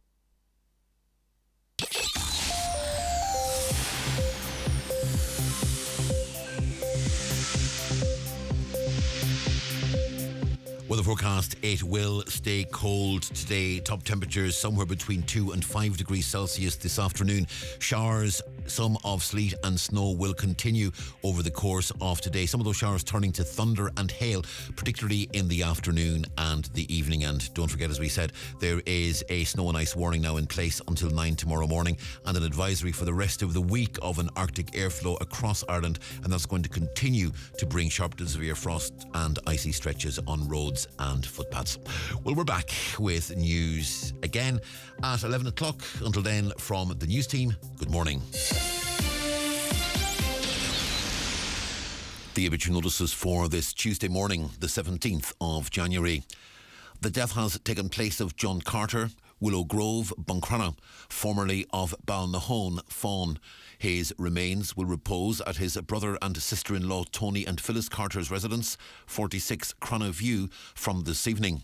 Funeral from there on Thursday morning at 10:15, going to St Mary's Church, Fawn, for 11 o'clock Requiem Mass, with burial afterwards in the adjoining cemetery. Family time, please, from 10 p.m. to 10 a.m. The death has taken place of Philomena McGinty, Garva, Barnesmore, Donegal Town, reposing at her home in Garva from 7 o'clock this evening, with Rosary Knightley at 9. Funeral from there on Thursday morning at 10:30, going to St Agatha's Church, Clar, for 11 o'clock Requiem Mass, with burial afterwards in the adjoining cemetery. Family flowers only, please. Donations in lieu if desired to the Oncology Unit at Letterkenny University Hospital or Cancer Research. Family time, please, on the morning of the funeral. The death has taken place of Bridget Morrow, Letcherbrick, Clohan. Her remains are reposing at her home, Rosary Knightley, at 9. Funeral from her home in Letcherbrick tomorrow for 1 o'clock Requiem Mass in Our Lady of Perpetual Succour Church, Glenfin, followed by burial in the family plot in Kiltyvogue Cemetery. Family flowers only, please. Donations in lieu if desired to the Alzheimer's Society of Ireland or Clohan Health Centre. The death has occurred of Annie Patton, Castleban, Stranora. Her remains are reposing at her late residence. Funeral from there on Thursday at 12:15 for Requiem Mass in St Patrick's Church, Crossroads, Killygorton at 1. Interment afterwards in the adjoining churchyard. The Requiem Mass will be streamed live on the St Patrick's Church, Crossroads, Killygorton YouTube channel. Family time from 9 p.m. until 12 noon daily, and on the morning of the funeral. The death has occurred of Samuel Derek Fleming, Gord Lee, Letterkenny. No wake, house strictly private, please, at the request of the deceased. Derek's service of thanksgiving will take place at Trinity Presbyterian Church, Main Street, Letterkenny, tomorrow afternoon at 1:30, followed by burial in the family plot at Gortley Cemetery. Family flowers only, please. Donations, if desired, to the Donegal Hospice, care of Pascal Blake, funeral director. The death has taken place of Joshua Montgomery, Stoney, Ballynally, Moville. His remains are reposing at his home. Funeral service tomorrow at 1 in Moville Presbyterian Church, Glencroe, Moville, followed by burial in Clar Redcastle Burial Ground.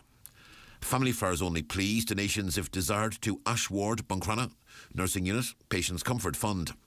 Family time, please, from 11 p.m. to 11 a.m. and on the morning of the funeral. The death has taken place of Celine Clark, the bungalow, 3 Trees, Quigley's Point. Her remains are reposing at her home.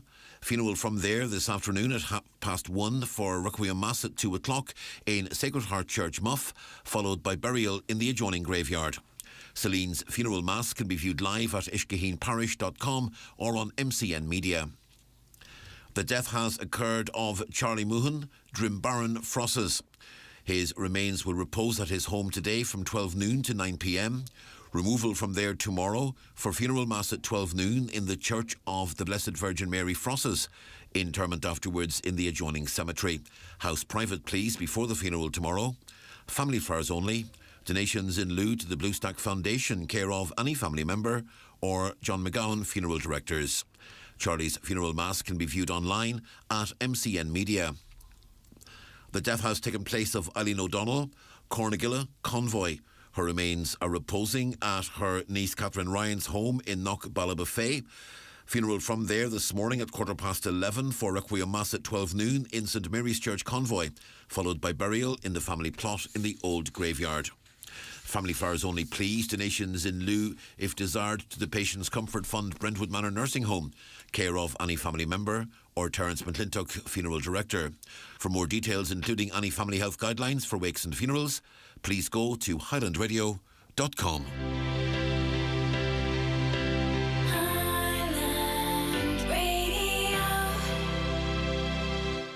There you are, at the counter in your local shop to pay for a coffee and a bun. A little midweek treat. And why not?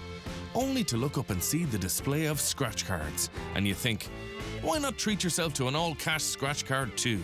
A win really would be the icing on the cake. With millions in cash prizes to be won instantly, the next time you're in store, ask for any all-cash scratch card.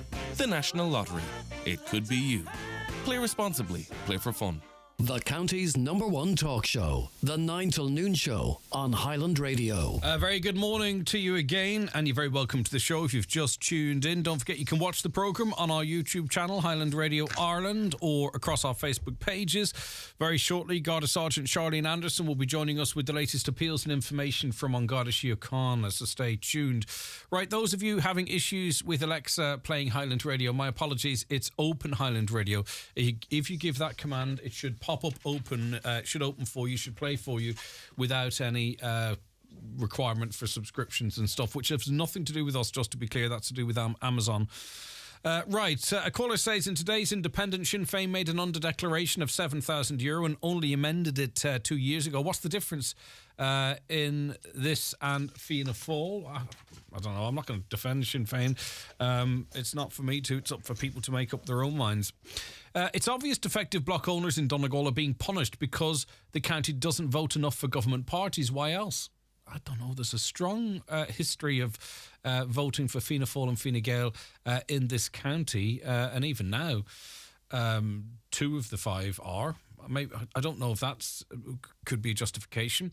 Maybe ask Eileen Doherty the reason we settled for the 90-10 scheme, because she and the MAG group at that time settled for it. It was better than nothing, was the quote at the time. The Celtic Tiger Apartments more than likely had professional people in that area fight their case, and homeowners with no experience in dealing with government bodies or governing bodies. Well, at that time when the 90-10 scheme was brought in, the argument was made that 100% scheme, this is the basic argument was made, that it would require legislative change. It would require a change to the legislation, and that could take years, and that a 90-10 scheme, and it would be a 90-10, would get this over the line, and blah, blah, blah.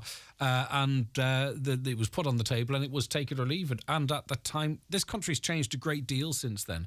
We've seen now how quickly legislation can change, and we've learned an awful lot, I think, as a country in that short period of time. But also, I'm sure those involved in the defective concrete campaign have learned a great deal as well. I mean, at the end of the day, a campaign group is not a political party. They can accept or not accept. It doesn't really matter whether they do or not don't accept. Many people within that campaign won't accept it because they are not covered for one reason or another. So, you know, it's not whether they accept it or not accept it. The government put it in place, and it is what it is. Establishment journalism is biased, is not objective. They're paymasters of Fine Gael, Fianna Fáil and the Greens, end of story. They will be used UN democratically on the way up the next election, writing up hit stories against Sinn Féin, defending the indefensible government, plus minimising the trauma, pain, suffering and poverty created by mismanagement of the many crises in housing, Micah, health, justice, etc. That's a listener. Another, didn't the government not take the VAT off newspapers? Any connection to the media bias against Sinn Féin? So much for a free press, and I didn't notice the price of newspapers drop. Did you? I wouldn't be a big purchaser. Micah, homeowners should be entitled to 100% redress. They paid their taxes when buying or building their houses, just like the people in Dublin. Exactly. How much it costs the state's not really the issue here. Everyone needs to be treated equally. Morning, Greg. The issue with Dublin-based properties getting fixed is just how many are actually owned by homeowners and how many are owned by big vulture funds, big blocks of apartment properties the government is going to fix for the buddies, their buddies. Well, I mean, I'd love to throw that one under the bus, but it's hard to. I wouldn't love to throw it under the bus, but you're probably right, is really what I'm saying. If anyone was building a new home, who's testing new bricks before they're used to see there is no issues with them? What a kind of regulation is there now, effectively? They're asking. I don't know. Greg, I recently spoke to a builder who said they test blocks themselves now with the hammer before they start, and it's shocking how many they return as they're still falling apart with one slap of a hammer. That being said, back in their day, these defective concrete blocks may well have done very well with the smack of a hammer. Just came through the gap, says the listener. Passable, but cars need to drive slowly. Okay, listen, keep that information coming to us as well. It's snowing again here at Mountain Top. I'm told it's snowing in Buncrana as well. Right, lots more to come on the show. We've comments that you sent in yesterday about the Andrew Tate character. What else were we discussing yesterday? There were other issues as well. I will get to them over the course of the next couple of hours, but it is time very shortly to get the latest news and information from An Garda Síochána, but let's take the bingo numbers for all of you waiting to play. It's time for NCBI Bingo on Highland Radio. It's Tuesday the 17th of January. You're playing on the brown sheet. The reference number is S12. It's game number 3. The numbers are 2, 13, 81, 63, 46, 72, 73, 62, 89, and finally 17. Phone your claim to 9104833 before 8 tonight, leaving your name, contact number and the name of the shop where you purchased your book, and we'll call you back the next working day. Get all your NCBI bingo information at highlandradio.com. Foy & Company are the Northwest's leading interiors, paint, curtain and blind and interior design specialists. Make a statement in style and give your home or commercial premises a fresh new look this year. With over 25 years experience, the in-house team of interior designers and paint colour consultants will make it happen. This month, get a free 1-hour colour and interior design consultation at Foy & Company in Letterkenny. Book now to transform any room or commercial space on 9121925. Hi, Teresa Mannion here with a road safety alert for bad weather. Black ice is one of winter's biggest hazards and is hard to see. Watch out for sheltered or shaded areas on the road, under trees and near high walls. Visit rsa.ie from the Road Safety Authority. This January, staying in is the new going out. At Kelly Centre, Mountain Top, we've mega deals in fresh, healthy, ready meals range with great deals in our award-winning off-licence and winning offers in fresh meat and produce. Kelly Centre, Mountain Top, 2022 winner of the National Forecourt Retailer of the Year. The 9 till noon show is brought to you by Letterkenny Credit Union, offering low-rate car loans with fast approval. Apply online at letterkennycu.ie or in office today. The Community Garda information slot is brought to you by Sheridan Security Systems, protecting what you value most. Call today and get your zero-wire alarm system from €299. Sheridan Security, 91260025. Okay, you're very welcome back to the programme on this Tuesday, the 17th of January 2023. And it's time for the latest Community Garda information item. And we're joined in studio today by Garda Sergeant Charlene Anderson of the Buncrana Garda Station. Good morning. Good morning. How are you keeping? Not too bad, Did you have to make your way from Buncrana this morning? No, thankfully I didn't. Okay, that's not so bad then. So no traffic updates from you then. Right, okay. But the message out there is for people to take their time, I suppose. The back roads as well, they're not going to be treated. And I think we're going to have this weather for the next few days, Charlene. Absolutely, and just the main message this morning, Greg, as always, is just slow down, leave enough room between yourself, your vehicle and the vehicle that's travelling in front in case somebody has to brake suddenly, and just be aware of pedestrians maybe stepping out on the road or trying to run across between traffic. A large portion of the routes are gridded this morning, but just be careful, and if you don't have to be on the roads today, maybe just stay at home. Nice day for the fire, maybe. Indeed, and as the council point out, the salt and grit is a one hit. It's effective at the time of it dropping down and for when they lay it down and for a short time thereafter. But things can refreeze and get nasty again really quite quickly. Okay, right. Let's start with some appeals. Now, Gardaí keen for information as it relates to a very sad road traffic collision in Killybegs on the 10th of January. That's right, Greg. So this morning, Gardaí in Ballyshannon are appealing for witnesses following a fatal road traffic collision in Killybegs on Tuesday, the 10th of January at approximately 5:10 p.m. Now, Gardaí and emergency services were alerted to the collision involving a van and a pedestrian on the Donegal Road in Killybegs. The female pedestrian in her 60s sadly passed away as a result of her injuries. So Gardaí are appealing this morning to anyone who may have witnessed the collision, anyone who may have been in the area and possibly has dashcam footage, or indeed anyone that has any information in relation to this particular accident. We'd ask them to contact Gardaí in Killybegs on 0749731 or indeed Ballyshannon Garda Station on 07198585530. Now, their colleagues in Ballybofey are investigating a single vehicle collision in Capri on Sunday. That's correct, Greg. And this happened, this single vehicle collision occurred on the N15 at Capri on Sunday the 15th of January at approximately 9:45 p.m. Now, the collision involved a motorcycle and there were two men on board the bike. That at the time the collision occurred, both men were taken to Letterkenny Hospital for medical treatment, but neither sustained injuries which are believed to be life-threatening. Now, the motorcycle was travelling from Ballybofey towards Donegal town at the time the collision occurred. So we just once again appeal to road users who possibly were travelling on that route. It is a busy route. And again, if they have dashcam footage or indeed if they witnessed this collision, to contact Gardaí in Letterkenny on 9167 100. Okay, now Gardaí in Buncrana investigating a robbery. That's correct, Greg, and this happened over the weekend. So Gardaí and Buncrana are investigating a robbery of a business premises in Bridgend that occurred shortly after 6:40 a.m. on Sunday morning. That's the 15th of January. Now, a sum of cash, cigarettes and alcohol were stolen during the course of the robbery.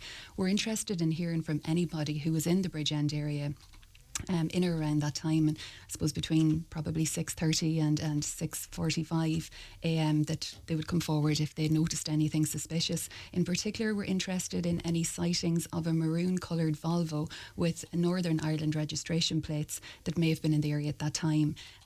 This car is believed to have travelled in the direction of Burt following the incident. So once again, if anyone has dashcam footage, and you can see that throughout our appeals, dashcam footage is very become vital. The standard now, absolutely, hasn't it? yeah. And also, if anyone was in the area and they have any information in relation to this particular robbery, we'd ask them to contact Buncrana this time on 93200540, or indeed the Garda Confidential line can be reached on 1800 666 111 if anybody would prefer to contact the confidential line. Yeah, and just to underline the logic of that, of course, if there's a particular incident that the driver with the dash cam is conscious of happening, it becomes very obvious. But that's why we talk about times and locations as well.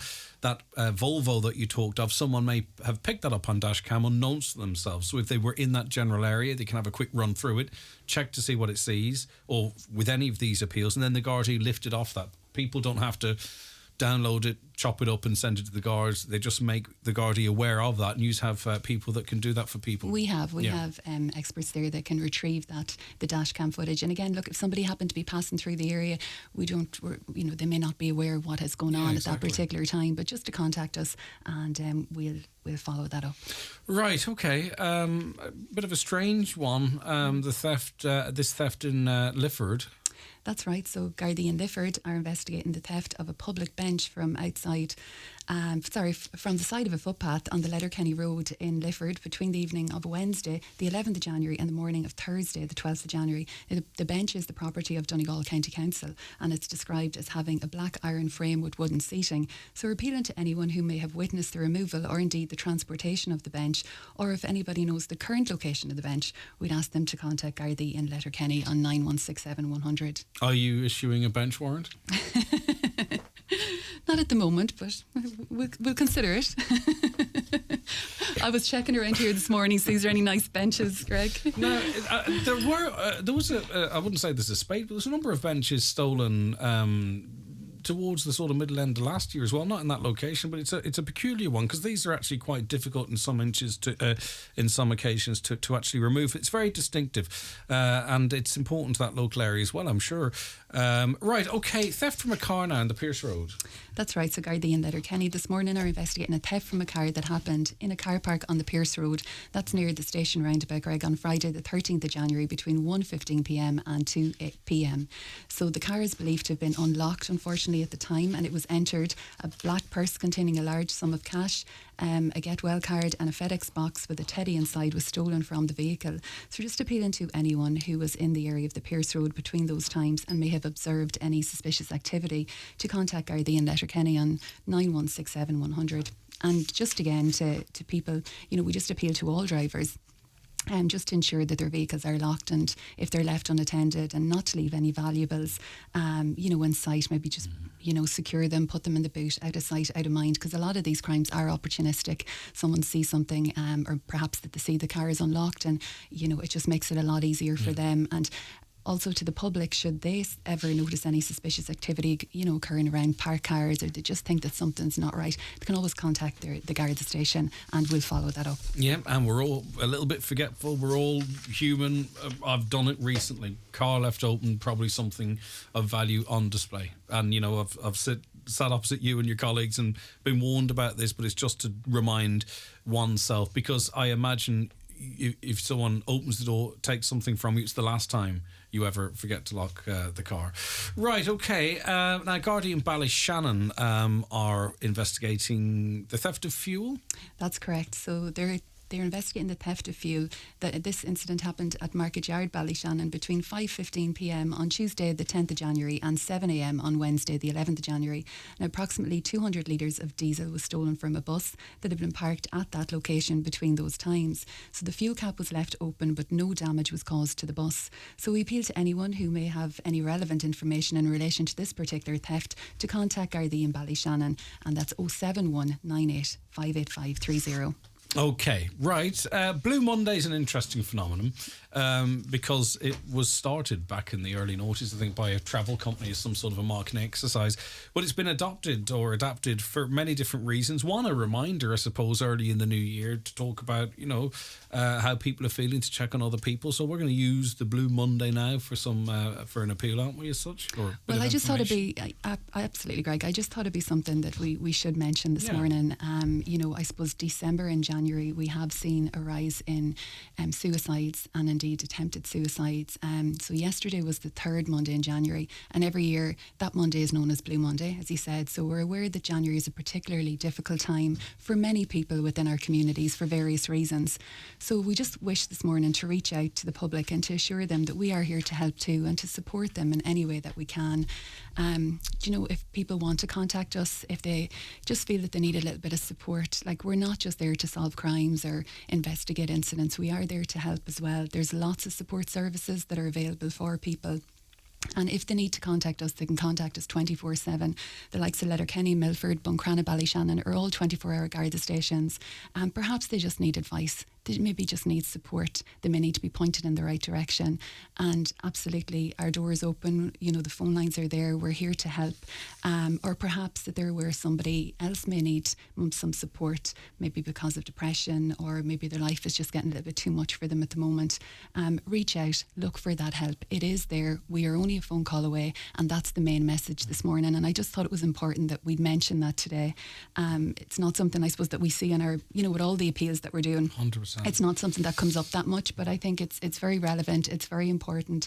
And all the support services, I know they were put up on our Garda Facebook page yesterday, but again, we're going to reiterate them again today. And once again, if anyone needs that help, our door is always open, and don't hesitate to contact us for support. And we're only too glad to help anyone that needs that support for themselves or indeed for somebody else. Yeah, and I'm really pleased that you mentioned this, because I think individually most people listening will know someone who has died by suicide over the last couple of months, or will know someone who knows someone, and it's not, I think it's important that we recognise collectively that, as you says, there does seem to be an increase over the last couple of months. What we would find in December and January, there's suicides. I suppose the figures do increase. I'm suicide liaison sergeant for the Buncrana district. I liaise with the HSE, and we would see an increase around this time of year.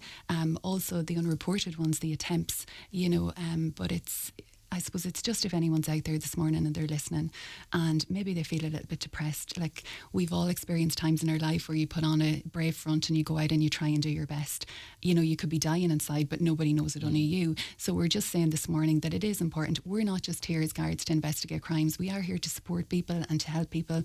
And if somebody wants that help or needs that support or just simply needs to be pointed in the right direction, contact your local Garda station.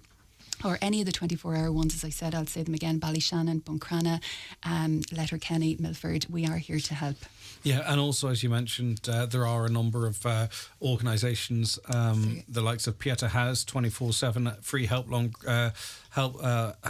free phone crisis helpline, 1-800-247-247, or you can text help to 51444. And then there's Northwest Stop Suicide Prevention.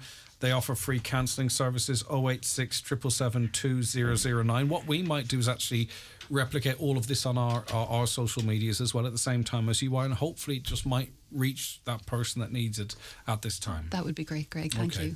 No, and I appreciate you bringing it up.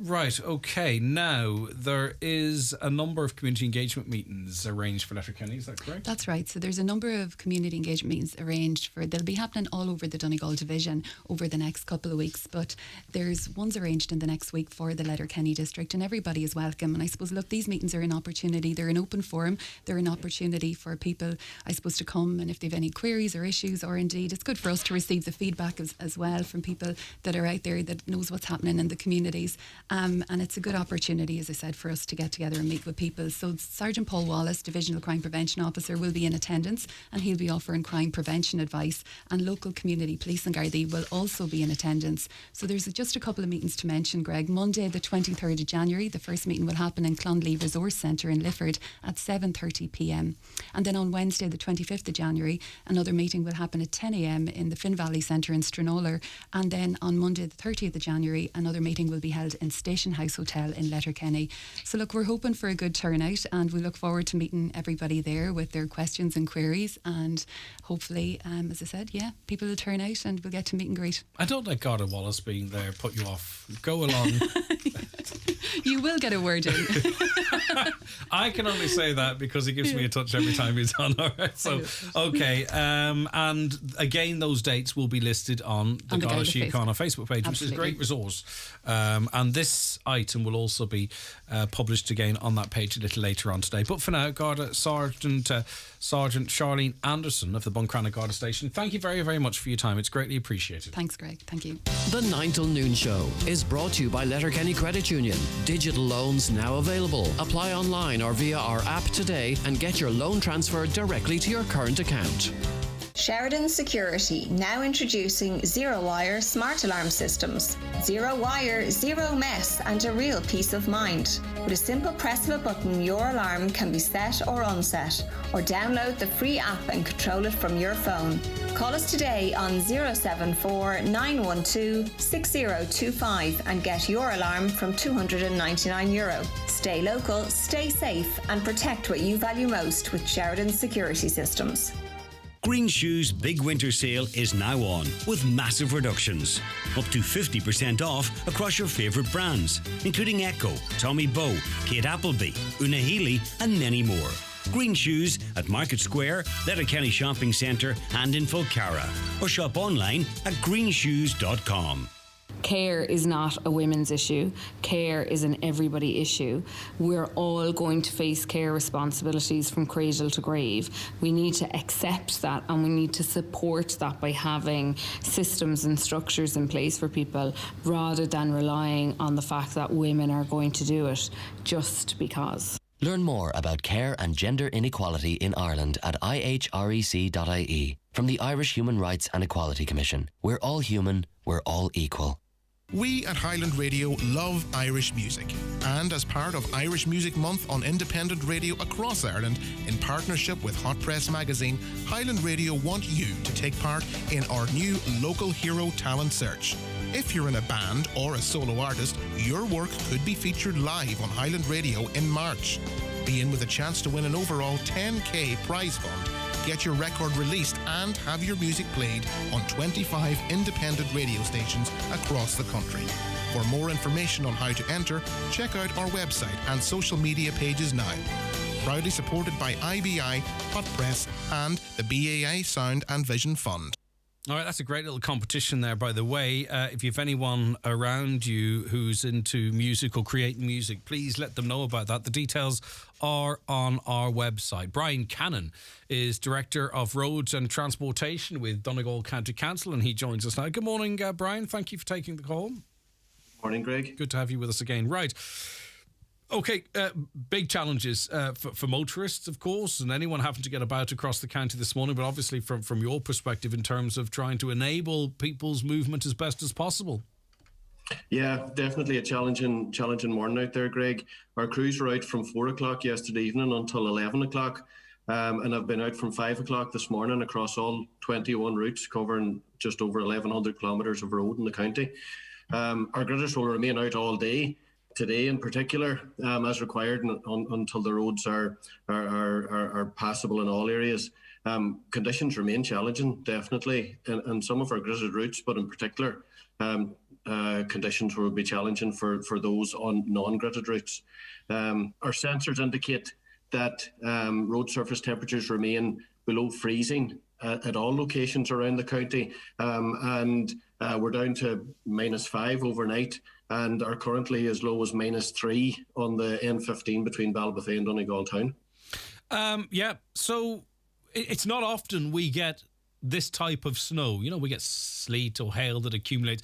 It's not often we get this amount of snow in the lowlands and highlands, and I'm looking out the window now, snowing again here in the mountaintop. Not surprising, but I know areas low-lying, close to the sea, snow there as well. Back roads particularly, obviously, the council can't do all roads. Do you anticipate this to persist throughout the week, because of maybe a low level of thawing? Greg, it'll definitely be challenging. I know that the yellow weather warning that's in for Met Éireann is until about midnight, Thursday night, Friday morning. And with this Arctic flow of weather, we've seen some dramatic pictures across various social media, etc., of snowstorms coming in across the sea. And East Inishowen in particular, the area between Muff and Greencastle, have seen quite a lot of snow, and in general they wouldn't normally have had that. And also on the east of Inishowen, Buncrana, up to Cairndonagh has had quite a bit of snow as well. So, these conditions will persist. Our winter service engineer gets up to date forecasts, and it's on those forecasts that the decision is made as to what time the crews go out, what rate of spread, etc. The duration that they remain out for, etc. So we'll be just keeping an eye on the forecasts and making our decisions on a real-time basis. What are the challenges facing you and your crews with snow versus, say, for instance, ice? Where we'll go, right, there's Gritna 8, 4, 8, or whatever it might be. Does snow create extra challenges? It can, and in particular where you get small amounts of snow, sometimes that can actually be more challenging because the ploughs don't generally plough very thin layers of snow. You have to have a thicker layer to be able to plough it. If you can plough it and you get it off the road, then you're able to treat the surface of the road. Where you're not able to get it off the road and there isn't enough traffic on that particular road to plough it up, then the salt doesn't necessarily get to activate as good. So it does cause its challenges, absolutely. Yeah, that starts compacting then with the light traffic that's on it and so on and so forth. Do you anticipate that all main routes will be passable with care over the next couple of days? All main routes will be passable with care, but we would always advise people to keep up to date through social media. Highland Radio provides a great service. Other social media outlets, our own Twitter feeds, our own social media channels, but always plan ahead for your journey. And in particular, if you can choose a gritted route over a non-gritted route, always do that, because at least you know that our crews will be out and will have treated that surface. Yeah, I've been contacted personally, and I'm sure you have, either directly or through councillors, of areas where there'd be a number of people that have carers, and they know the importance of home helps and carers getting in there. We do understand every road can't be gritted, okay? But does the council have capacity to help in specific cases where a strong argument can be made that access is required to a particular area to allow home, carers or that type, those type of people to be able to access particular areas? Our crews do respond to specific calls, but Greg, in relation to being able to deal with every call for every request access to every home in the county, it's not possible. Our crews were out till 1 o'clock last night in the Moville area. There was an ambulance that got into difficulties on a back road, and our crews were assisting, making sure that ambulance could and the paramedic team that was with it could do their job. But yep, okay. The call that comes in, our crews are concentrating, like all our staff are out concentrating on winter maintenance duty. So our gritters are out doing the gritting work, but then our crews themselves are dealing with other issues, in particular trying to deal with the non-gritted access routes to main roads. So, for instance, when cars come down to the main road, that they have the ability to stop before they go out onto the main road in particular. So some areas like that. And then there's some particular problems in Letterkenny that our crews are dealing with at the minute, just where a high volume of snow fell in a short time on a low, lightly traffic roads, gets compacted in, as you said. And even though there was salt underneath, the depth of snow wasn't allowing that salt to activate properly, and the traffic isn't necessarily churning it up. So they're out responding to issues on the ground, but we won't be able to respond to each individual issue. Then, there may well be events such as a funeral or this morning that our local crews will generally respond to and try and make sure that the funeral can be facilitated, etc. Yeah, okay, and I think people understand that, but you understand as well when it's you and it's your particular area, it can be frustrating. But look, that's why I asked you whilst you're on air, so you can explain it. And I think most people will understand that, but as I say, if you're the person affected, it's not going to be very satisfying. But call the council and see. Right, okay, so we just have to exercise real caution out there. The secondary roads or back roads or whatever people call them, I don't know what the official title is, they're not going to be routinely treated. We're going to have to be careful there, but hopefully the main routes back of Errigal, Mina Roy, how are those areas holding up? Mina Roy, as far as we have up to date, is fine and passable with care. Back Errigal was definitely challenging this morning, but our crew is working on that continuously to make sure that it remains passable. South of the county has fared relatively well, other than maybe areas at high elevation. The Finn Valley, similar, again, just areas of high elevation that are particular problems. But in general, the main route's passable with care, but always plan ahead for your journey and never assume any road is ice-free, Greg. Yeah, and finally, and I'm just going to ask this whilst you're on air, but I understand what the response might be. Galdana Road, Manor Cunningham is very bad condition and there's no salt out. How can we get some there? Yeah, the Galdana Road is a link across from the Rafo or Lifford Manor Road across to the N13 heading towards Newton Cunningham. It's not on the gridded route. There will be instances where there's probably a few piles that have been left out if they were requested to be left out. But in relation to getting snow there today is difficult. Salt there. There's no problem getting snow. I know it was a wee bit of a slip. Salt. Sorry, we've got the there. snow. Brian, you bring the salt. Yeah, I know. I do understand what you're saying. Okay, right. best wishes to your teams. Obviously, they're first out. They're easy. I think people find it easy maybe sometimes to be a bit critical, but they are of the community. They are us as well, and they're first out on some of these roads and working overnight. So we appreciate their efforts, and we hope everyone stays safe. Thank you very much, Brian. Take care of yourself. Thanks, Greg. All right, Thanks, Brian Cannon there, who is Director of Roads and Transport with Donegal County Council.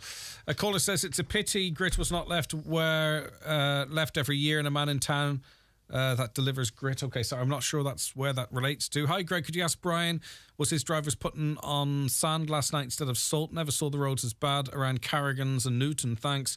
Where was the council last night when the Gardaí had to shovel sand off the back of a tractor in Buncrana? They're all part of the response, Gardaí and the council. They probably liaised, coordinated that between themselves. I really don't know. Okay, back with more shortly.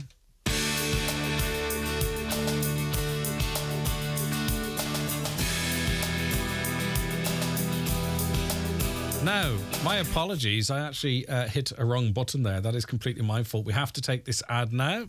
The 9 till noon show with Letterkenny Credit Union. Now offering mortgages from €40,000 to €600,000 with no hidden fees or transaction charges.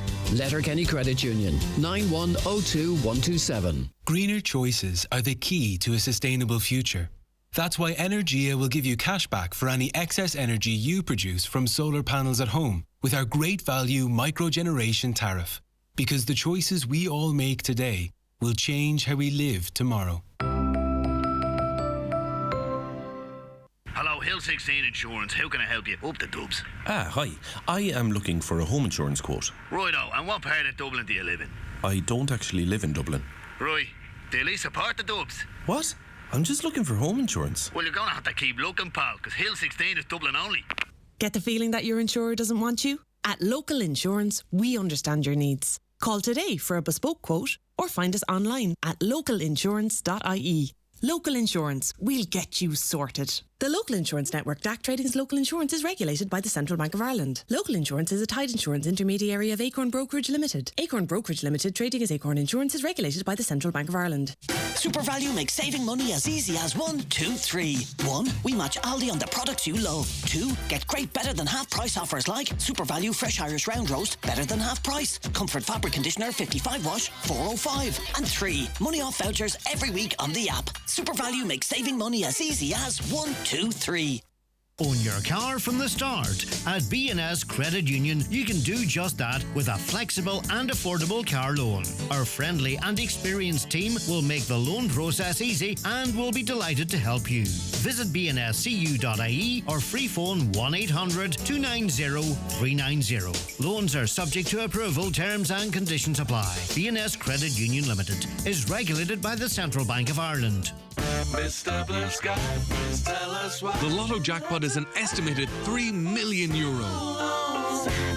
Play responsibly in store, in app, or at lottery.ie. The National Lottery. It could be you. Highland Radio weather updates with Ireland West Airport. Salah, Ninnis, the Beatles. You can now fly to Liverpool 8 times a week with Ryanair this summer. Ireland West Airport. Don't just take off, take it easy. All right, chilly with a mix of sunny spells and wintry showers, generally falling as sleet or snow. Some of the showers may also produce thunder and hail, as we heard earlier, with which will trigger heavier falls of snow. Temperatures 2 to 5 degrees, but I think generally closer to the 2 than the 5. Mary Hart is chairperson of Refoe Community in Action. Good morning, Mary. Thank you for joining us. Good morning. Good morning, Greg. Yep. Good morning. Right, now, Donegal County Council has approved planning permission for the establishment of a quarry. Could you describe for listeners who may not be aware in what area of Refoe and what's being proposed? Well, I suppose to visually try and explain what is about to happen, given that there's a quarry to be opened or reopened in Refoe, just imagine that about a kilometre or less from St Eunan's College, the convent, the cathedral, and the cathedral quarter. So Refoe is a heritage town. This is a quarry that has been given planning permission. It was refused by Lord Planala last year after many appeals to on board Planala residents in Refoe, by the school, the Royal School, by the Community in Action, by Oakfield Park. by a whole raft of people. And what it is involving from the planning previously that we can go by is it will mean blasting, screeding.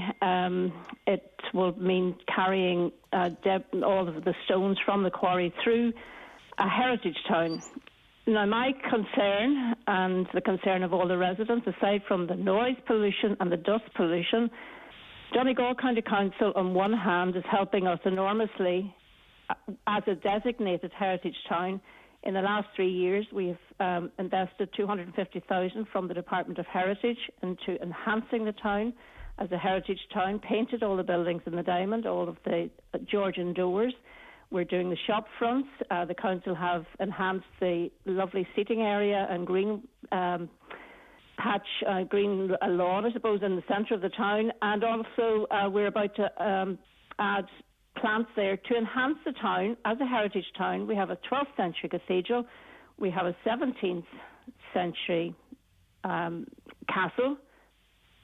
And the council, on the other hand, see fit to grant planning permission for blasting at a quarry which is looking right into the centre of the town. There will be 15 trucks at least, we're told, a day coming out of that quarry, and they will go through Rafo. There's no alternative route for them?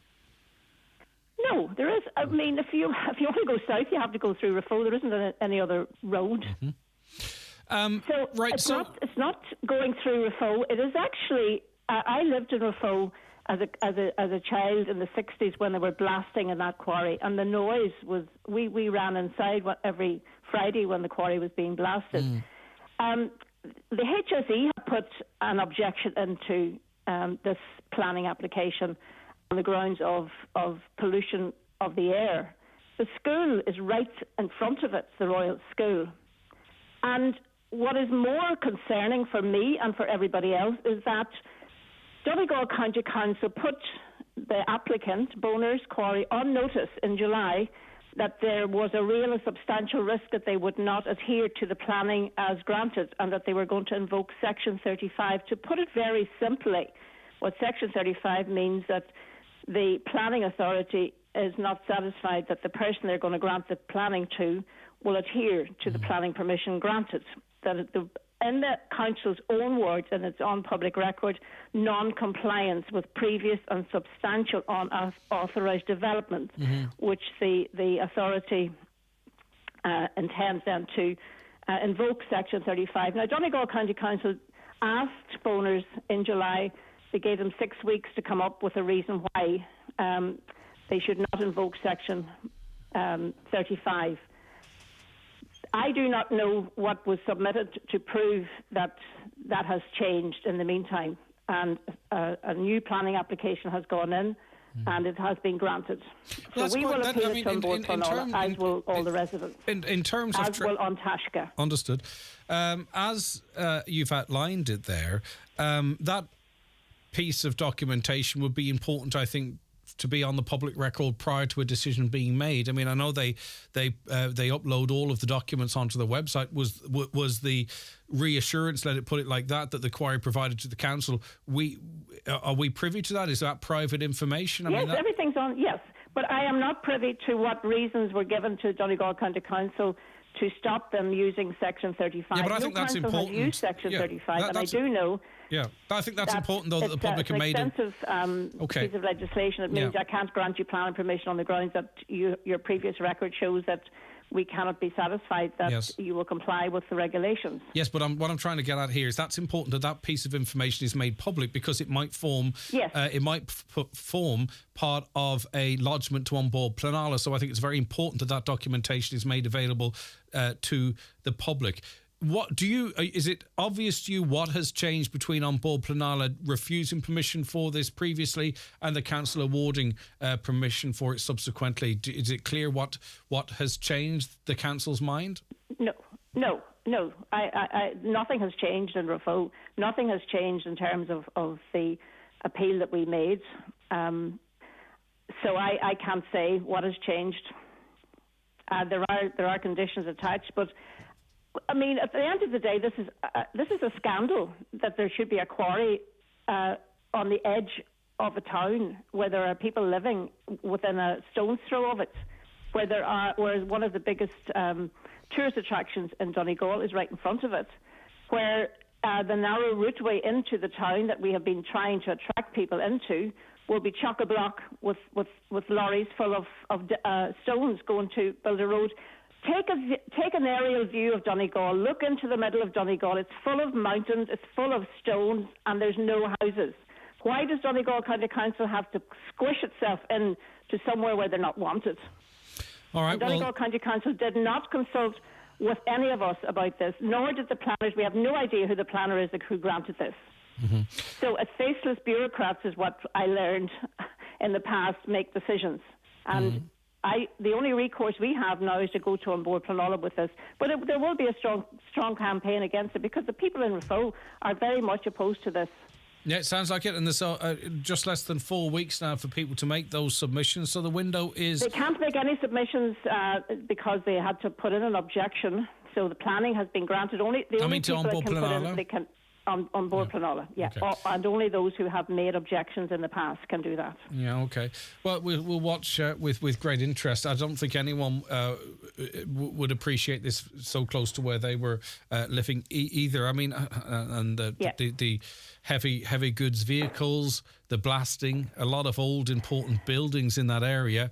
I don't know. It doesn't. It on the face of it, from what I just listening to you, it doesn't make a great deal of sense. Not to mention then the concerns the HSE have about people's health close to a school.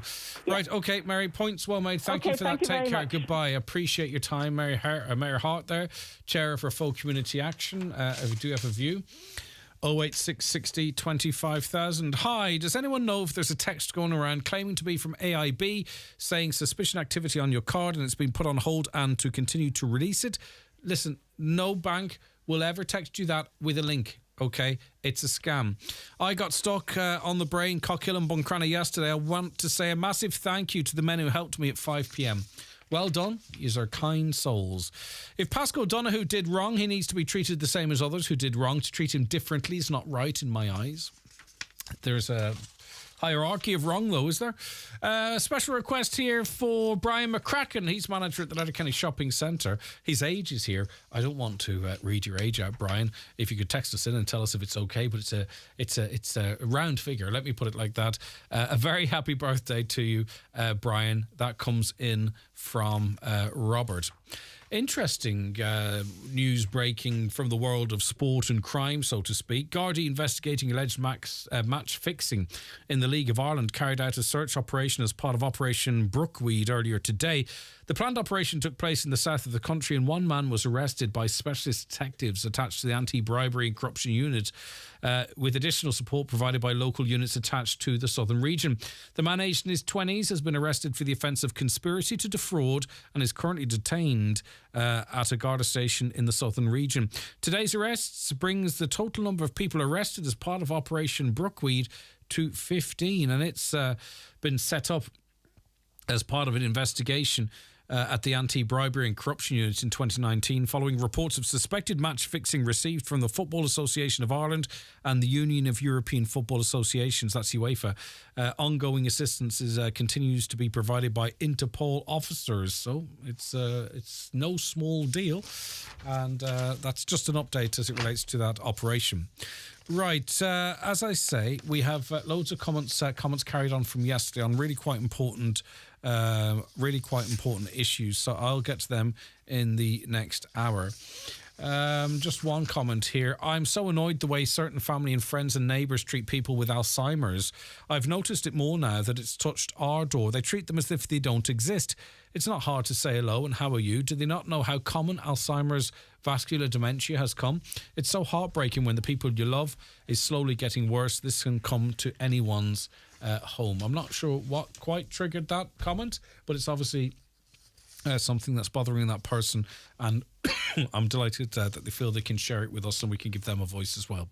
The road from Dunfanaghy to Falcarra is becoming impassable with lorries stuck on the hill at Cork Creggan in both directions. So again, unless you have to go out on certain routes, it's probably not worth your time, you know. The road from Dunfanaghy to Falcarra, impassable almost with lorries stuck on the hill at Cork Creggan in both directions. Another so good to hear, Gardaí reaching out to those people in trauma that are so hard to reach and hurting inside and need support. And the message comes from all of us. And people message me from time to time. I don't mind if you do. As long as you talk to someone, if you feel, for everything that Charlene outlined there, if you feel like there's no hope or you don't feel good, message anyone. Trust me, people will help, but primarily, obviously, the support services that are qualified to deal with you. But anyone, just make that contact. All right, let's take a break because we're heading towards the news at 11 o'clock. You know.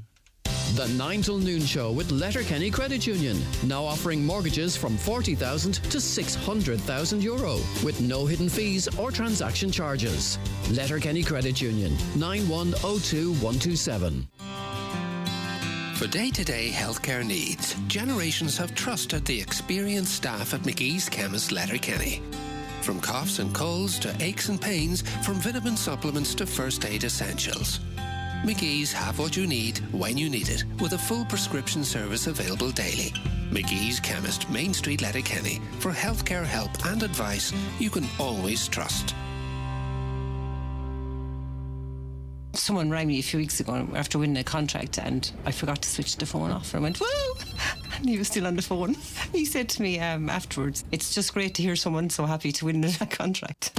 Sage customers like Bridget can enjoy that winning feeling with our helpful accounting and payroll tools. Sage, helping business flow. Our wide range of 2023 Skodas are going fast. This is the sound of the Breen family getting their powerful diesel Kodiaq. And this is fully charged Fiona, driving away in her electric Skoda Enyaq. And this is the sound of someone who didn't place their order in time. Order your 2023 Skoda today, before it's too late. Skoda, made for Ireland. Your local Skoda dealer is DMG Motors, Clare Road, Donegal Town. Telephone 074 9721 396 or visit dmgmotors.ie. At ESB Networks, we're connecting Ireland to a clean electric future. And as part of the National Smart Metering Programme, we're now installing smart electricity meters in your area.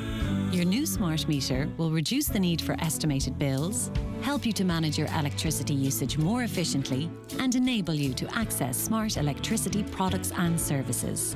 We'll contact you before your meter is installed. Find out more at esbnetworks.ie/smartmeter.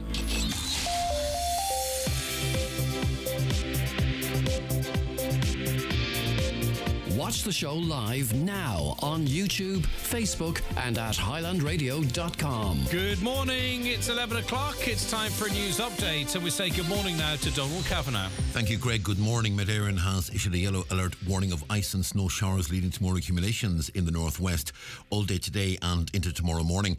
The alert remains in force until 9 a.m. tomorrow. The warning covers Donegal, Leitrim and Sligo. Meanwhile, in a weather advisory, Met Éireann says an Arctic airflow will remain in place over the country until at least midnight on Thursday. It'll continue to bring severe frost and icy stretches on roads and footpaths over the coming days, with more showers of hail, sleet and snow expected, as well as some freezing fog. Gardaí have renewed their appeal for information in relation to a collision in Killybegs on Tuesday evening last, in which a woman in her 60s lost her life. The woman was involved in a collision with a van on Donegal Road, close to the community hospital in Killybegs, at approximately 5:10. Anyone with information or dashcam footage is asked to contact Gardaí in Killybegs or Ballyshannon. Meanwhile, Gardaí are seeking information or footage regarding a single vehicle collision involving a motorcycle at 9:45 on Sunday night last on the N15 at Capri, Ballybofey. There were two men on board the bike which was travelling toward Donegal town. Both were brought to hospital. Neither sustained life-threatening injuries. Gardaí and Inishowen are seeking two men involved in a robbery at a business premises in Bridgend on Sunday night. They're also seeking information about a Northern Ireland registered Volvo car that may have been in the area at the time. They're particularly interested in movement in the area between 6:15 and 7:15 on Sunday. It's believed the car made off in the direction of Burt. The HSE is expected to tell an Oireachtas committee today that the current situation facing hospital emergency departments is not acceptable. Yesterday, Letterkenny University Hospital had the highest number of admitted patients waiting beds in the country at 66. That figure down today, it's now 47. Sinn Féin's health spokesperson David Cullinan says the numbers of people on trolleys have gone down over the course of January. That, he says, is positive, but the cancellation of elective procedures at hospitals right across Ireland will create more problems in the coming months.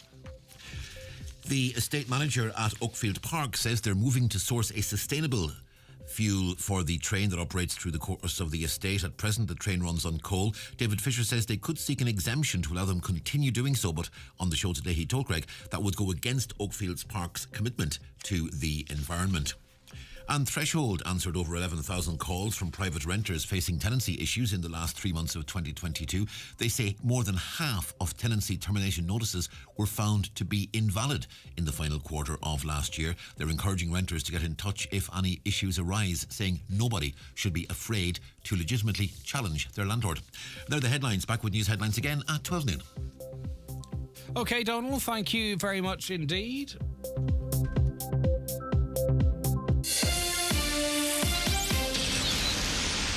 We're all looking into this new year with one eye on the cost of living.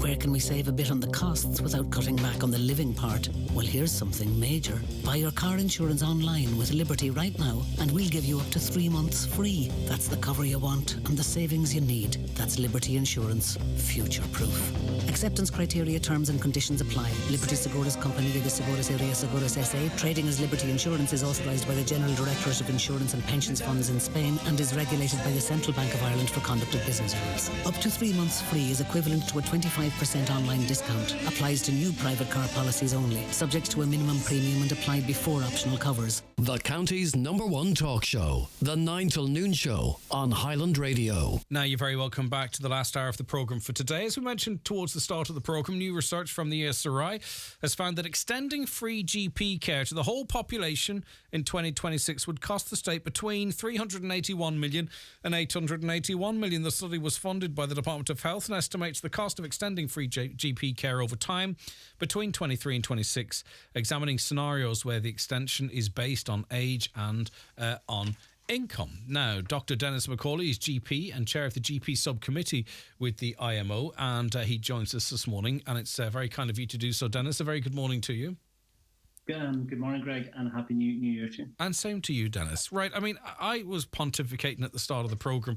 I understand the pressures that are on GP services, and I think a lot of people in particular areas who are being told that, you know, they're not going to get an appointment for 3, 4, 5 days in advance, realise there's already obviously pressure on GPs at the moment. And I think it's either myself and yourself who've talked before, or maybe a colleague of yours, that any time you open up free GP visits, invariably it's going to lead to an increase. Now, if everyone was able to visit a GP for free, are there the GPs there to accommodate that across the board?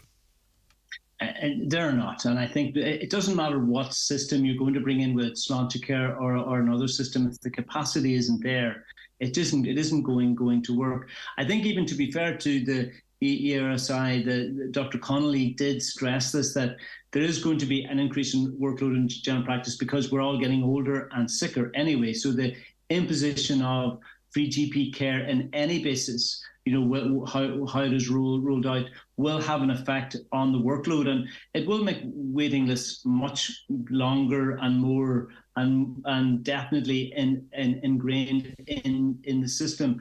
I think it'll make young GPs look at the system and say, I'm not staying here. It's going to be like the UK, and the UK is dysfunctional. They have a free GP care access, and it is dysfunctional at the present minute. To speak to we all have friends in Northern Ireland. Getting face-to-face consultations is very difficult. There's now private general practice in Belfast, so the system doesn't work. So I think it only reinforces the caution that we've asked about this. I think there's like a sugar rush coming up to. There's a sugar rush, coming up to an election that the politicians have of actually giving free GP care, and there is a potential that the long-term effect of that will to change the system. That I think all of your listeners, although I think that the discussion in the practice used to be the weather. Now it is about how difficult it is to get appointments, but they still think the service is actually functioning. Yeah. This service is functioning. Remember, in general practice, private patients and public patients are treated the same. The waiting list is for everybody. You know, most practices, if it's very urgent, you'll be seen that day. But influenza has shown and COVID has shown that the capacity in general practice is actually just razor thin. We were hoping that general practice would develop over the next few years, but I think there is a politically unjust health crisis coming. But it's very worrying that, though, because general practice, Dennis, doesn't operate in a vacuum. It's interlinked between acute hospitals, out-of-hours services, and all manner of things. You know, so if you make a poor decision, not you, if the government make a poor decision about sort of overwhelming GP surgeries, it's not in isolation, then that starts having an impact on various other areas of health. I mean, I hope the public now are switched on enough not to be bored with an election promise on something so important. I think so, and I think it is. It just reminds me of the Brexit debate. You know, it'll be fine. It'll be fine. You don't need experts. You know, don't listen to the experts. It is fine. We as a body, the IMO, have come out in our pre-budget statement very worried. Irish College are worried, and now we have an independent group called the ERSI coming out and say, well, we're worried too. So it's almost, where is the opposition to this? This Sláintecare thing is, Sláintecare is great. It doesn't matter what the policy is. The Minister for Health came on 661 News, I think about 10 days ago, and he apologised to the people of Limerick for the reconfiguration of Limerick didn't work because A, there wasn't infrastructure, and B, there wasn't capacity. And he felt so proud because he wasn't introducing this to Navan. Well, I would ask, well, Mr. Donnelly, there isn't the infrastructure or the capacity to roll out free GP care. So, you know, I don't want, as I said this morning, in 3 years' time, some health minister coming on and apologising to the media, we got it wrong. You know, we apologise, we got it wrong. I would like to prevent that happening. And I'm just sort of saying, I agree with everything that you said. This is just a short-term politically unjust, decision, hoping to get benefits. But all of the political parties are afraid to stand up. It's as if Sláintecare cannot be debated. We say Sláintecare because all of the parties have their fingerprints on Sláintecare, which is a fundamental problem here. We have to do what the Dáil should be doing. We have to sort of say to the politicians, wake up here, folks. Sláintecare is a wonderful thing. Anybody asks them anything politically about health, they say, Sláintecare, that's it. But it doesn't matter. Sláintecare talks about timely access that's free at the point of delivery. If you do this, you'll all have. It's a bit like giving free rail travel to everybody in Donegal. Actually, we'll leave it. I think in terms of metaphors, we'll leave it there because I think you've peaked. It seems it's exactly like that. Dennis, but what fundamentally needs to be done, though? You know yourself, I'm sure you've got colleagues that you know that perhaps would like to be maybe playing a little bit more golf or maybe spending a month in the sun, but they're not because they've a loyalty to their patients, and they know if they step out, there's not necessarily someone to step in their place. So what needs to be done to before we talk about offering more free visits to GPs, what needs to be done to boost to boost space as is now? In other words, to maybe attract more GPs so that we don't have certain practices under huge pressure covering a massive area with just simply not enough doctors. Or there's something needs to be done there, I presume, Dennis. Well, it is, and I must admit, as a union, we were actually quite not comfortable, but we have a vision, believe it or not, and the vision was that there was a whole issue with the underfunding of general practice that had been reversed. We were actually going all the years before COVID, and even now we're planning this year to go out on a road show to all the young GPs who are qualifying and deciding to leave, to say, hold on, there is actually a good lifestyle to have in general practice. Young GPs can have a 4-day week, a 3-day week as a partner out of hours we would hope will be evolved over the years to make it much more comfortable. And our committee had a vision that we can go out and improve general practice to keep the young GPs here. There are innovative things such as the non-EU training scheme which we brought under the Irish College. These are all positive things that I think if we were left alone, we could sort this out. And if we didn't have political meddling, we could sort this out. And I must admit, I was 60 on Sunday, and I would have hoped to have worked till 65. But if this sort of pressure is applied, like 60 people could look for me to see me every day when I can only see 40. I have to decide which of those 60 people, which of the 40 people are important to see. Now, I will make mistakes in that, and that is pressure work that I could not do that till I'm 65. So you're forcing people out, you're preventing people coming in. So it's going to get worse. But there is a plan, and the plan is, I can see general practice developing in a very positive way, but I think political interference for short-term political gain is stymieing that, and it actually could completely reverse. Well, especially considering they aren't actually on the ground. You listen to those on the ground. That's what governments need to start doing. Listen to people who know what they're talking about. Happy birthday, by the way. I hope you had a good time.